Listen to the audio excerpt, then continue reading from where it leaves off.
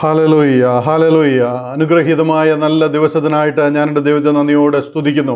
ഈ വിശുദ്ധ ദിവസം സഭായോഗമായിട്ട് നാം ദൈവത്തിൻ്റെ സന്നിധിയോട് ചേർന്ന് വന്നിരിക്കുകയാണ്. എല്ലാവർക്കും കഴിയുന്നത്രയും അതാത് സ്ഥലങ്ങളിൽ എഴുന്നേറ്റ് നിൽക്കുമ്പോൾ കൊയർ ഒരു പാട്ടിൻ്റെ ചില വരികൾ പാടും. നമുക്ക് ചേർന്ന് പാടി കർത്താവിനെ മഹത്വപ്പെടുത്തുവാനും നമ്മുടെ ഹൃദയനിലങ്ങൾ പ്രാർത്ഥനയ്ക്കായിട്ട് ഒരുങ്ങപ്പെടുവാനും ഇടയായി തീരട്ടെ. എല്ലാവരും സമർപ്പണത്തോട്, പ്രാർത്ഥനയോട്, ദൈവസ്നേഹത്തോട് കർത്താവിൻ്റെ സന്നിധിയിൽ എഴുന്നേറ്റ് നിന്ന് നമുക്ക് പ്രാർത്ഥനയ്ക്കായിട്ട് നമ്മുടെ തലകളെ വണക്കാം. പ്രാണപ്രിയ യേശുനാഥ, ജീവൻ തന്ന സ്നേഹമേ എന്നുള്ള പാട്ട് കൊയർ പാടും. ഹല്ലേലൂയ. സ്തുതിക്കുന്ന രാജാവേ, സ്തോത്രം സ്തോത്രം.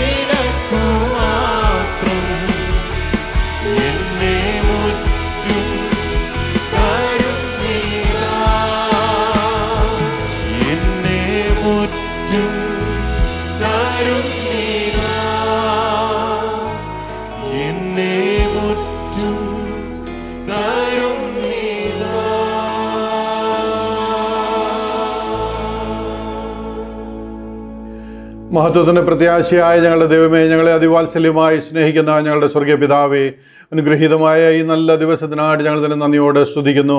കർത്താവേ, ഈ നല്ല ദിവസം നിൻ്റെ മക്കളായ അടിയങ്ങൾക്ക് ഒന്നിച്ചവിടുത്തെ പാദപീഠെ ചേർന്ന് വന്ന് വിശുദ്ധ സഭായോഗമായി അങ്ങേ സ്തുതിച്ച് മഹത്വപ്പെടുത്തുവാൻ, അങ്ങേ ആരാധിക്കുവാൻ, കർത്താവേ അങ്ങയുടെ പാദപീഠത്തെങ്കിൽ കുമ്പിടുവാൻ, കർത്താവേ നീ ഞങ്ങൾക്ക് തരുന്ന വലിയ ഭാഗ്യത്തിനായിട്ട് ഞങ്ങൾ നിന്നെ നന്ദിയോടെ സ്തുതിക്കുന്നു.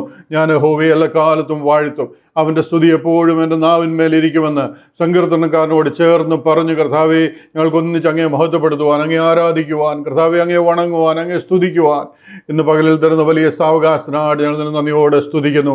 കഴിഞ്ഞ ഒരാഴ്ചപ്പെട്ട കാലം കർത്താവ് ഞങ്ങളെ കാത്തു പരിപാലിച്ചു. അനർത്ഥങ്ങൾ, ആപത്തുകളൊക്കെ ഞങ്ങളുടെ തലയ്ക്ക് മീതെ കടന്നുപോയി.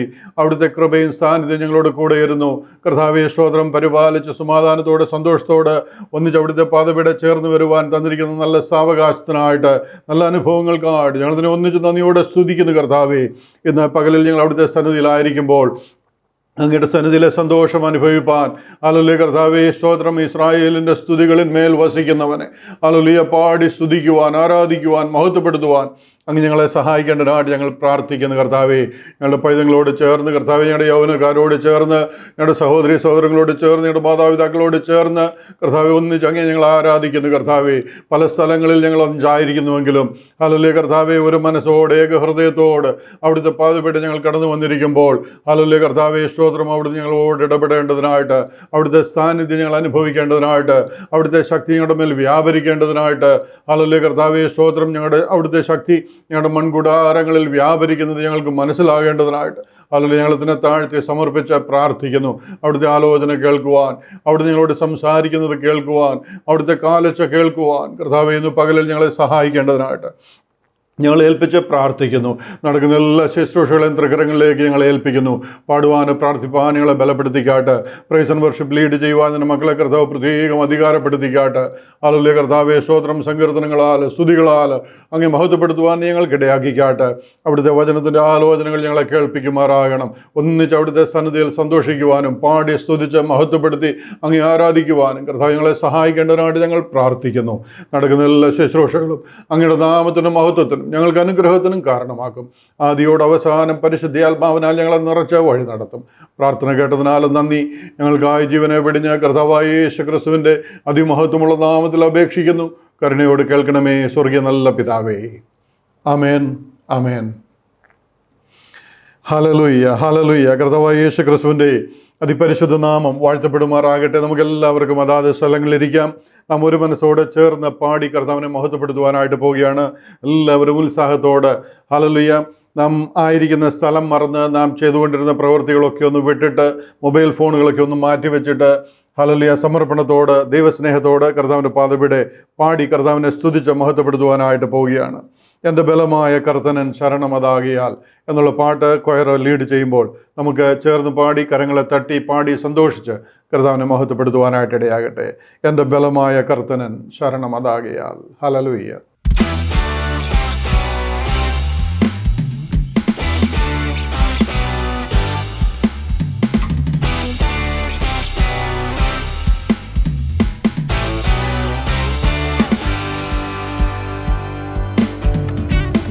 ബലമായ കർത്തനിൻ ശരണമതാകയാൽ പാടിടും ഞാൻ ഉലകിൽ. എന്റെ ബലമായ കർത്തനിൻ ശരണമതാകയാൽ പാടിടും ഞാൻ ഉലകിൽ. ഏറ്റവും ഉറപ്പുള്ള മറവിടമാണെനിക്കെൻ പ്രിയൻ, ചാരിടും ഞാൻ അവനിൽ. ഏറ്റവും ഉറപ്പുള്ള മറവിടമാണെനിക്കെൻ പ്രിയൻ, ചാരിടും ഞാൻ അവനിൽ.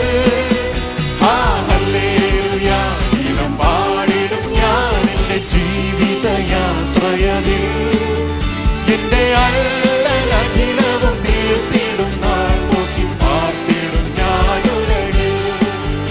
എന്റെ അല്ലലഖിലവും തീർത്തിടും നാൾ നോക്കി പാർത്തിടും ഞാനുലകിൽ. ഹല്ലേലൂയ, ഗീതം പാടിടും ഞാൻ എന്റെ ജീവിത യാത്രയതിൽ. എന്റെ അല്ലലഖിലവും തീർത്തിടും നാൾ നോക്കി പാർത്തിടും ഞാനുലകിൽ. എന്റെ അല്ലലഖിലവും തീർത്തിടും നാൾ നോക്കി പാർത്തിടും ഞാനുലകിൽ. എല്ലാ കാലത്തും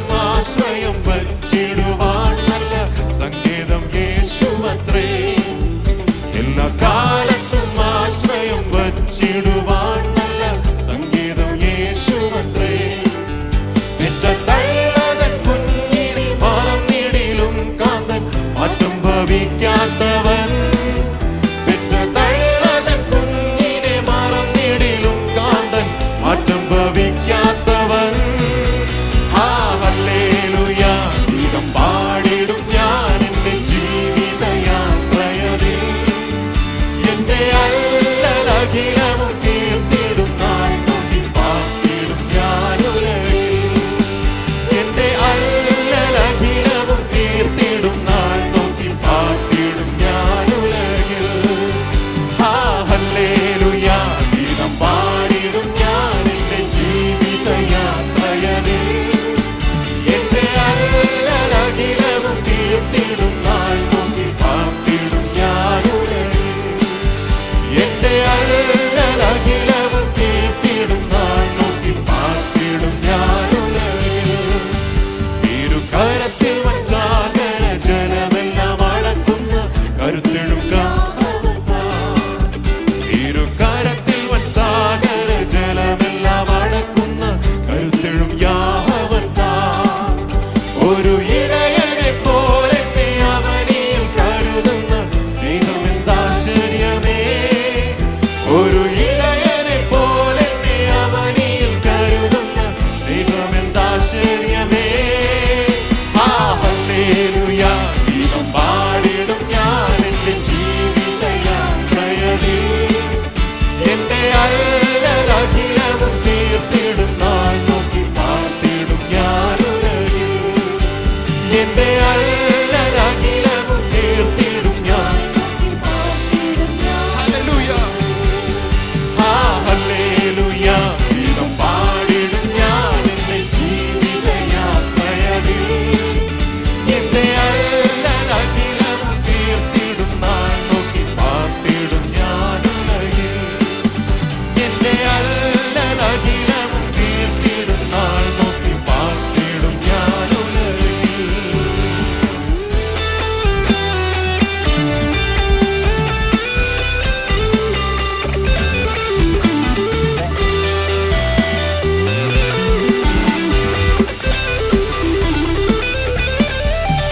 ഉള്ളം കലങ്ങുന്ന നേരത്ത് പ്രിയൻ തൻ വാഗ്ദത്തം ഓർപ്പിച്ചുണർത്തുമെന്നേ. ഉള്ളം കലങ്ങുന്ന നേരത്ത് പ്രിയൻ തൻ വാഗ്ദത്തം ഓർപ്പിച്ചുണർത്തുമെന്നേ. ഉള്ളം കരത്തിൽ വരച്ചവൻ ഓർമ്മിക്കതീശത്താൻ എന്നോട് ആശ്വാസകൻ. ഉള്ളം കരത്തിൽ വരച്ചവൻ ഓർമ്മിക്കതീശത്താൻ എന്നോട് ആശ്വാസകൻ. ഹല്ലേലൂയ ഗീതം പാടിടും ഞാൻ എൻ്റെ ജീവിതയാത്രയതിൽ. എൻ്റെ അല്ലലഖിലവും കീർത്തിടും നാൾ നോക്കി പാർത്തിടും ഞാനുലകിൽ. എൻ്റെ അല്ലലഖിലവും കീർത്തിടും നാൾ നോക്കി പാർത്തിടും ഞാനുലകിൽ. ഹല്ലേലൂയ ഗീതം പാടിടും ഞാൻ എൻ്റെ ജീവിതയാത്രയതിൽ. എൻ്റെ അല്ലലഖിലവും കീർത്തിടും നാൾ നോക്കി പാർത്തിടും ഞാനുലകിൽ. എൻ്റെ അല്ലലഖിലവും കീർത്തിടും നാൾ നോക്കി പാർത്തിടും ഞാനുലകിൽ. മാറും മനുജരെല്ലാം മഹിതലമതു തീജ്വാലക്കിരയായി മാറുകിലും. മാറും മനുജരെല്ലാം മഹിതലമതു തീജ്വാലക്കിരയായി മാറുകിലും. തിരുവാഗ്ദത്തങ്ങൾക്കേതും മാറ്റം വരില്ലവൻ വരവിൻ നാളാസന്നമായി. തിരുവാഗ്ദത്തങ്ങൾക്കേതും മാറ്റം വരില്ലവൻ വരവിൻ നാളാസന്നമായി. ഹല്ലേലൂയ ഗീതം പാടിടും ഞാൻ എൻ്റെ ജീവിതയാത്രയതിൽ. എൻ്റെ അല്ലലഖിലവും കീർത്തിടും നാൾ നോക്കി പാർത്തിടും ഞാനുലകിൽ. എൻ്റെ അല്ലലഖിലവും കീർത്തിടും നാൾ നോക്കി പാർത്തിടും ഞാനുലകിൽ. ഹല്ലേലൂയ ഗീതം പാടിടും ഞാൻ എൻ്റെ ജീവിതയാത്രയതിൽ. എൻ്റെ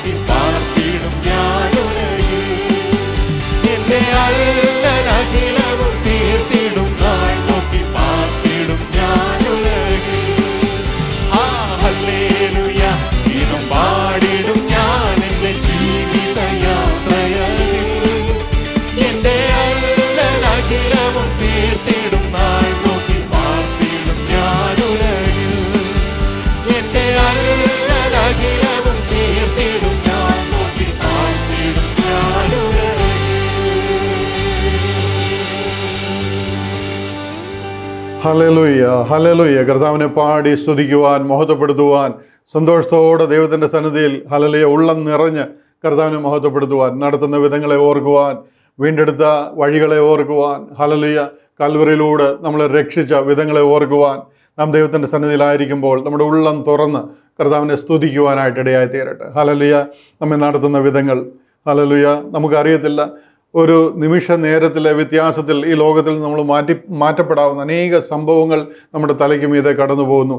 കർത്താവിൻ്റെ കാവലും പരിപാലനവും നമ്മളോടുള്ളതോർത്ത് നമുക്ക് ദൈവത്തെ പാടി സ്തുതിച്ച് മഹത്വപ്പെടുത്താം. ഉള്ളം കലങ്ങുന്ന നേരത്ത് പ്രിയൻ തൻ വാഗ്ദത്തം ഓർപ്പിച്ചുണർത്തുന്നെ. ഉള്ളം കരത്തിൽ വരച്ചവൻ ഉർവിക്ക് അധീശൻ താൻ എന്നുടെ ആശ്വാസകൻ എന്ന് ചേർന്ന് പാടി കർത്താവിനെ മഹത്വപ്പെടുത്തുവാനും സന്തോഷിക്കുവാനും നമുക്കിടയാകുന്നല്ലോ. ഹല്ലേലൂയ. ദൈവം നടത്തുന്ന വിധങ്ങൾ ഉർവിക്ക് അധീശൻ. ഹല്ലേലൂയ. സകലത്തിനും ഹല്ലേലൂയ ഉടയവനായ ദൈവത്തിൻ്റെ സന്നിധിയിലാണ് നാം ആയിരിക്കുന്നത്. നമ്മളെ ഉള്ളതുപോലെ അറിയുന്ന ദൈവത്തിൻ്റെ സന്നിധിയിൽ നാം അമ്മയുടെ ഉദരത്തിൽ ഉരുവാകുന്നതിന് മുന്നേ നമ്മെ പേർ ചൊല്ലി വിളിച്ചവൻ, നമ്മെ കണ്ടിരുന്നവൻ, നാം ആരാകും, നമുക്ക് എന്ത് സംഭവിക്കും, എല്ലാം എന്ത് കാര്യങ്ങൾ അറിയുന്ന ദൈവത്തിൻ്റെ സന്നിധിയിലാണ് നാം ആയിരിക്കുന്നത്. പാടി സ്തുതിക്കുവാൻ ഹല്ലേലൂയ. യുഗായുഗങ്ങൾ കർത്താവിനോടൊപ്പം നിത്യതയിൽ നാം ഒന്നിച്ചായിരിക്കും. Hallelujah.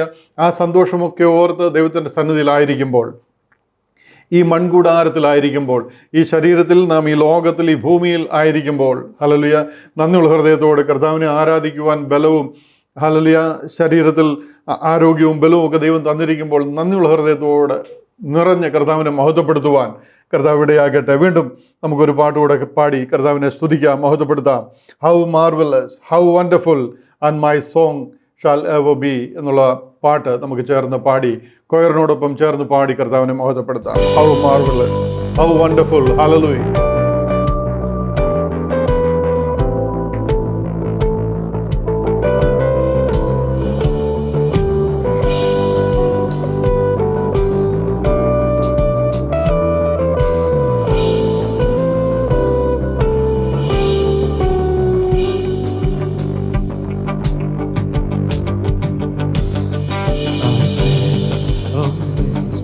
In the presence of Jesus the Nazarene, and wonder how he could love me, a sinner condemned unclean. How marvelous, how wonderful, and my song will ever be. How marvelous, how wonderful is my Savior's love for me.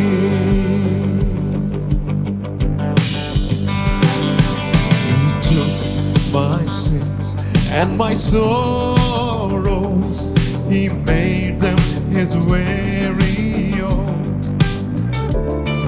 He bore the burden to Calvary, he suffered and died for me. Singing how marvelous, how wonderful, and my song shall ever be. How marvelous, how wonderful is my Savior's love for me.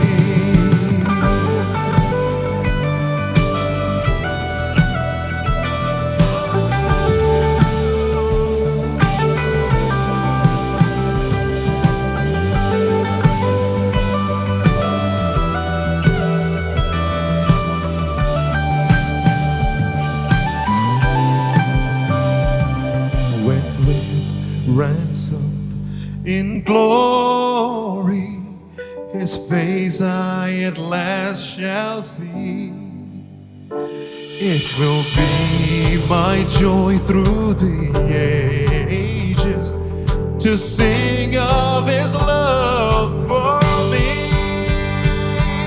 Oh, sing how marvelous, how wonderful, and my song shall ever be.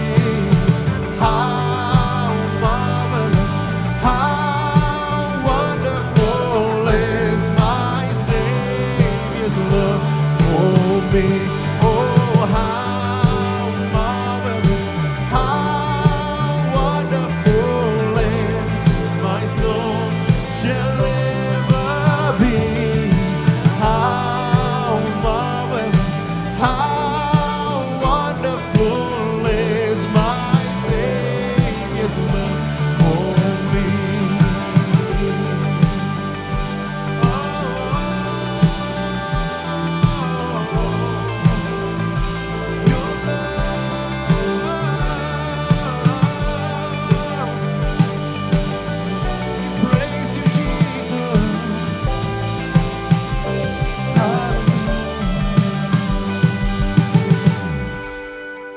സ്തുതിക്കുന്ന കർത്താവെ, സ്തുതിക്കുന്നു. We love you, Lord. We love you, Lord. How marvelous, how wonderful, and my song shall ever be. Hallelujah.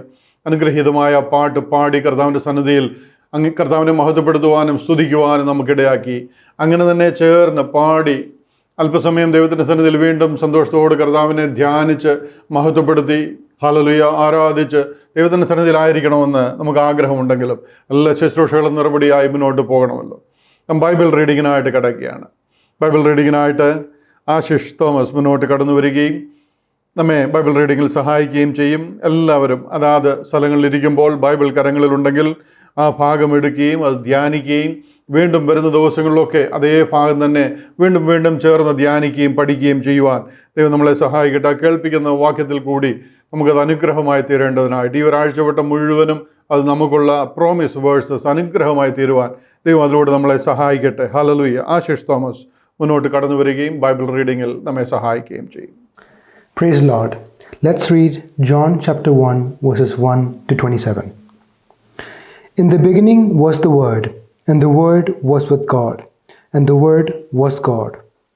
The same was in the beginning with God. All things were made by him, and without him was not anything made that was made. In him was life, and the life was the light of men. And the light shineth in darkness, and the darkness comprehended it not. There was a man sent from God, whose name was John. The same came for a witness, to bear witness of the light, that all men through him might believe. He was not that light, but was sent to bear witness of that light. That was the true light, which lighteth every man that cometh into the world. He was in the world, and the world was made by him, and the world knew him not. He came unto his own, and his own received him not.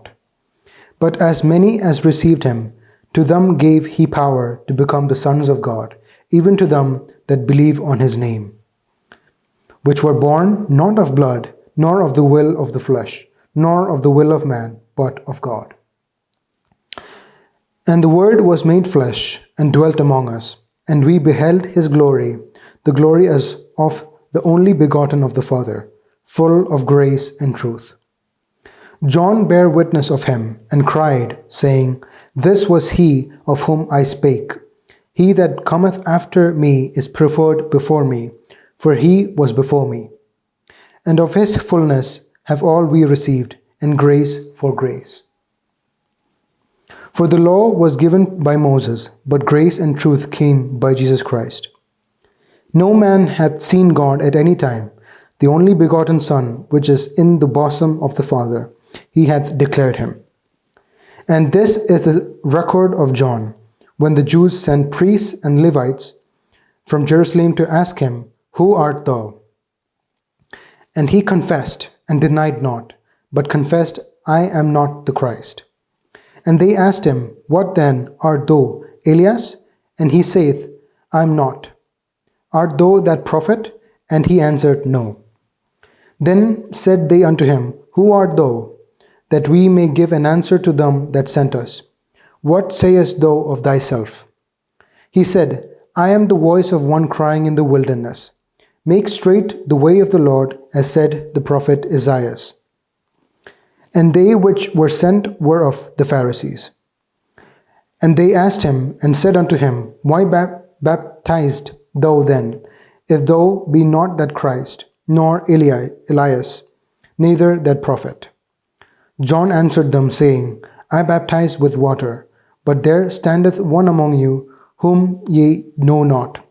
He it is, who coming after me is preferred before me, whose shoes lashet I am not worthy to unloose. Amen. വായിച്ചു കേട്ട അനുഗ്രഹീതമായ വേദഭാഗത്തിനായിട്ട് ഞാൻ എൻ്റെ ദൈവത്തെ നന്ദിയോടെ സ്തുതിക്കുന്നു. നമ്മുടെ കരങ്ങൾ ഉയർത്തി നമുക്ക് ദൈവത്തിന് നന്ദി പറയാം. ദൈവത്തിന് സ്തോത്രം, ദൈവത്തിന് സ്തോത്രം, ദൈവത്തിന് സ്തോത്രം. വായിച്ചു കേട്ട ആ അനുഗ്രഹീതമായ ആ വേദഭാഗം അത് നമ്മളോട് ഇടപെടുവാനും അത് നമ്മളോട് സംസാരിക്കുവാനും അതിലൂടെ ദൈവിക അനുഗ്രഹങ്ങൾ നമുക്ക് ലഭിക്കുവാനും ഒക്കെ കർത്താവ് സഹായിക്കട്ടെ. ധ്യാനിക്കുവാനും പ്രാർത്ഥിക്കുവാനും ആ വാക്യത്തിൽ കൂടെ ഈ ദിവസങ്ങളിൽ ദൈവം നമ്മളെ വീണ്ടും സഹായിക്കട്ടെ എന്ന് ഞാൻ പ്രാർത്ഥിക്കുന്നു. ഹല്ലേലൂയ. തുടർമാനമായിട്ട് നാം നമ്മുടെ ആവശ്യങ്ങളുമായിട്ട് ദൈവത്തിൻ്റെ സന്നിധിയോട് അടുക്കുകയാണ്. 5 വിഷയങ്ങൾക്ക് വേണ്ടിയിട്ടാണ് നാം പ്രാർത്ഥിച്ചുകൊണ്ടിരിക്കുന്നത്. നാം ആ വിഷയങ്ങളെ ചേർന്ന് കർത്താവിൻ്റെ സന്നിധിയിൽ പറയുമ്പോൾ എല്ലാവരും സ്തോത്രം പറഞ്ഞ് ആ വിഷയത്തിന് വേണ്ടി പ്രാർത്ഥിക്കുവാനായിട്ട് ഇടയായിത്തീരട്ടെ. 5 കാര്യങ്ങൾക്ക് വേണ്ടിയിട്ടാണ് കഴിഞ്ഞ നാളുകളിൽ നാം പ്രാർത്ഥിച്ചുകൊണ്ടിരിക്കുന്നത്. അതിൽ നാം നനയ്ക്കുന്നതിലും ചിന്തിക്കുന്നതിലും ഒക്കെ അത്യന്തപരമായിട്ട് കർത്താവിൻ്റെ അനുഗ്രഹങ്ങൾ അതിന് മേലെ പ്രവർത്തിക്കുന്നതോർത്ത്, ദൈവകരം അനുകൂലമായി കാണുന്നതോർത്ത് ഞാൻ എൻ്റെ ദൈവത്തെ നന്ദിയോടെ സ്തുതിക്കുന്നു. പ്രാരംഭമായിട്ട് കർത്താവ് കാൽവറിയിൽ നിവർത്തിച്ച ആ രക്ഷണ്യ പ്രവൃത്തി, അത് ലോകമെമ്പാടും അറിയിക്കുക എന്നൊരു വലിയ ദൗത്യമാണ് നമ്മൾ ഏറ്റെടുത്തിരിക്കുന്നത്. ആ കർത്താവിൻ്റെ ക്രൂശിനെ പ്രസിദ്ധമാക്കുവാൻ വേണ്ടുന്ന എല്ലാ ആത്മീക അധികാരങ്ങളും അനുഗ്രഹങ്ങളും നമ്മുടെ മേൽ പകരപ്പെടേണ്ടതിനായിട്ട് നമുക്ക് പ്രാർത്ഥിക്കാം.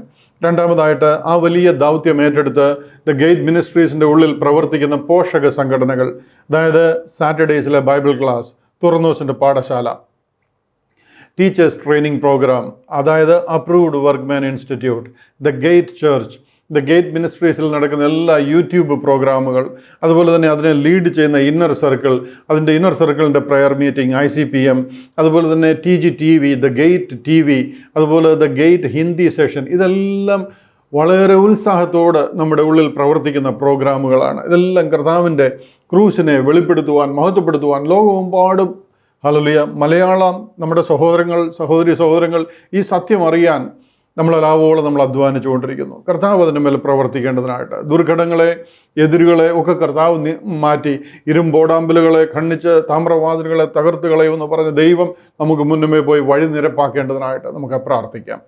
മൂന്നാമതായിട്ട്, ഇന്ത്യയുടെ വിവിധ ഭാഗങ്ങളിൽ നാം ദ ഗേറ്റ് ചർച്ചായിട്ട് കൂടി വരുന്നു. പല സ്ഥലങ്ങളിൽ ബൈബിൾ ക്ലാസ്സായിട്ട്, പ്രെയർ മീറ്റിങ്ങുകളായിട്ടൊക്കെ നമ്മൾ കൂടി വരുന്നു. കേരളത്തിൽ പലയിടങ്ങളിൽ നമ്മൾ കൂടി വരുന്നു. നോർത്തിൽ പല സ്ഥലങ്ങളിൽ നമ്മൾ കൂടി വരുന്നു. അതെല്ലാം അനുഗ്രഹമാക്കി തീർക്കേണ്ടതിനായിട്ട്, അനേകായിരങ്ങൾ ഈ സത്യം അറിയുവാൻ ഇടയാകേണ്ടതിനായിട്ട് നമുക്ക് ചേർന്ന് വീണ്ടും പ്രാർത്ഥിക്കാം. അതിലെല്ലാം ദൈവത്തിൻ്റെ കരവും ദൈവത്തിൻ്റെ പരിപാലനവും പ്രൊട്ടക്ഷനും ഒക്കെ നമ്മൾ അനുഭവിച്ചറിയുവാൻ ദൈവം സഹായിക്കേണ്ടതിനായിട്ട് നമുക്ക് വിശേഷാൽ പ്രാർത്ഥിക്കാം. ആ സ്ഥലങ്ങളിലൊക്കെ ശുശ്രൂഷകൾ ലീഡ് ചെയ്യുന്ന കർത്താവിൻ്റെ ദാസന്മാർക്കായിട്ട്, അവരുടെ കുടുംബങ്ങൾക്കായിട്ട്, അതിന് മുന്നിൽ ഉത്സാഹത്തോടെ നിന്ന് പ്രവർത്തിക്കുന്ന എല്ലാ സഹോദരങ്ങൾക്കായിട്ട് നമുക്ക് അവരെ അനുഗ്രഹിച്ച് പ്രാർത്ഥിക്കാം. ദൈവം അവരുടെ മേൽ അനുഗ്രഹങ്ങളെ പകരേണ്ടതിനായിട്ട് ഉത്സാഹത്തോടെ അവരെ വീണ്ടും നിർത്തി കർത്താവിൻ്റെ നാമത്തിൻ്റെ മഹത്വത്തിന് വേണ്ടി അവരെ ഉപയോഗിക്കേണ്ടതിനായിട്ട് നമുക്ക് വീണ്ടും ചേർന്ന് പ്രാർത്ഥിക്കാം. നാലാമതായിട്ട്, പ്രാർത്ഥനയ്ക്കായിട്ട് അപേക്ഷിച്ചിരിക്കുന്ന അനേകരുണ്ട്. രോഗങ്ങളിൽ, പ്രയാസങ്ങളിൽ, ഹോസ്പിറ്റലുകളിൽ ഒക്കെ ഭാരപ്പെടുന്ന അനേകരുണ്ട്. അവർ പ്രാർത്ഥിക്കുവാനായിട്ട് അപേക്ഷിച്ചിരിക്കുന്ന എല്ലാ വിഷയത്തിൻ്റെ മേലും കർത്താവിൻ്റെ കരം അനുകൂലമായി കാണുവാൻ, സൗഖ്യവും സമാധാനവും വിടുതലും സന്തോഷവും ഒക്കെ അവരനുഭവിക്കേണ്ടതിനായിട്ട് നമുക്ക് ചേർന്ന് പ്രാർത്ഥിക്കാം. പലവിധമായ പ്രയാസങ്ങളിൽ, ഹല്ലേലൂയ, രോഗങ്ങളിൽ, ദുഃഖങ്ങളിൽ ഭാരപ്പെടുന്നവർ, കൂടാതെ സാമ്പത്തികമായി, മാനസികമായി ഒക്കെ ഞെരുക്കങ്ങൾ അനുഭവിക്കുന്നവർ, എല്ലാവരെയും ദൈവം അനുഗ്രഹിക്കേണ്ടതിനായിട്ട് നമുക്ക് ചേർന്ന് പ്രാർത്ഥിക്കാം. അതുപോലെ തന്നെ ഇന്നത്തെ ശുശ്രൂഷ വലിയ അനുഗ്രഹമായി തീരുവാൻ, ഇതിൽ ചേർന്ന് വന്നിരിക്കുന്നവർ എല്ലാവരും ദൈവത്താൽ അനുഗ്രഹിക്കപ്പെടുവാൻ കർത്താവ് ഇടയാക്കേണ്ടതിനായിട്ട് നമുക്ക് പ്രാർത്ഥിക്കാം. എല്ലാ ശുശ്രൂഷകളും കർത്താവിൻ്റെ നാമത്തിനും മഹത്വത്തിനും നമുക്ക് അനുഗ്രഹത്തിനും കാരണമായി തീരേണ്ടതിനായിട്ട് നമുക്ക് പ്രാർത്ഥിക്കാം. കൂടാതെ ചില വിഷയങ്ങളുമായി ഞരക്കത്തോട് ഇന്ന് ഈ വിശുദ്ധ സഭായോഗത്തിൽ നമ്മളോടൊപ്പമായിരിക്കുന്ന പല സഹോദരങ്ങളുണ്ട്. അവരുടെ വിഷയം എന്താണെന്ന് നമ്മൾ അറിയുന്നില്ലെങ്കിലും നമ്മുടെ ഉൾപ്പൂവുകളെ, നിലവുകളെ അറിയുന്ന ദൈവം അവരുടെ എല്ലാ പ്രയാസങ്ങളും അറിയുന്നു.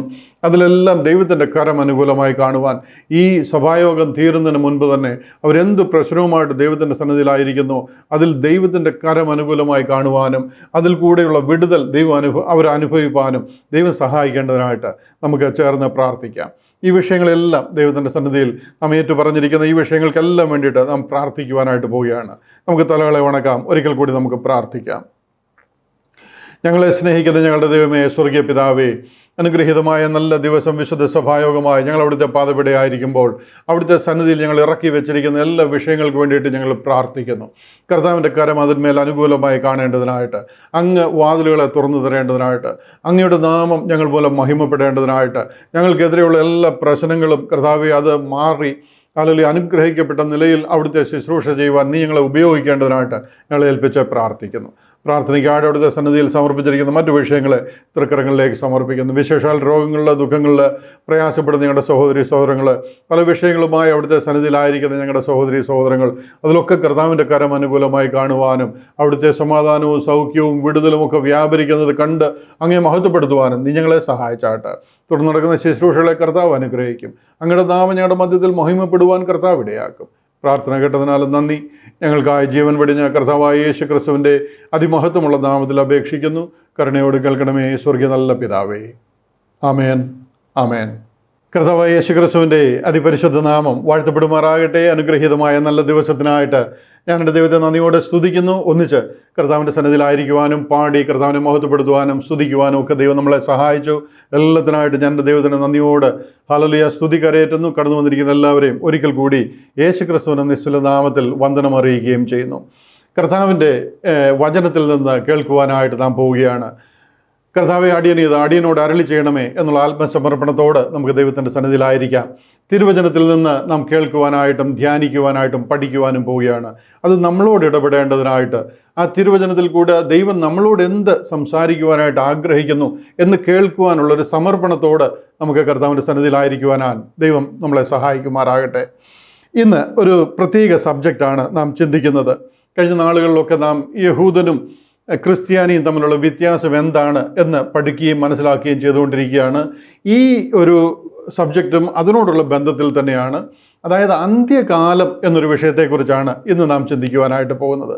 നാം സർവ്വസാധാരണമായിട്ട് കേൾക്കുന്ന ഒരു വാക്കാണ് നാം അന്ത്യകാലത്തിലായിരിക്കുന്നു, ഇതെല്ലാം അന്ത്യകാലത്തിൻ്റെ ലക്ഷണമാണ്, അന്ത്യകാലത്ത് ഇങ്ങനെ തന്നെ നടക്കും, അത് ബൈബിളിൽ പറഞ്ഞിട്ടുണ്ട്. ഇന്ന് ക്രിസ്ത്യാനി ഒട്ടാകെ നാം ഇന്ന് അന്ത്യകാലത്തിലായിരിക്കുന്നുവെന്ന് സംശയത്തിനിടയില്ലാതെ വിശ്വസിച്ചിരിക്കുന്നു. അതൊരു വാസ്തവമാണ്. എന്നാൽ ഒരു വളരെ രസകരമായ സംഗതി എന്താണെന്ന് ചോദിച്ചു കഴിഞ്ഞാൽ, ഈ അന്ത്യകാലം ആരംഭിച്ചത് കഴിഞ്ഞ 100 വർഷമായിട്ടല്ല, അല്ലെങ്കിൽ ഇനിയും വരാൻ പോകുന്ന 100 150 വർഷമാണെന്നോ അല്ലെങ്കിൽ കർത്താവിൻ്റെ വരവ് വരെയുള്ള സമയങ്ങളാണെന്നോ അല്ല പറയുന്നത്.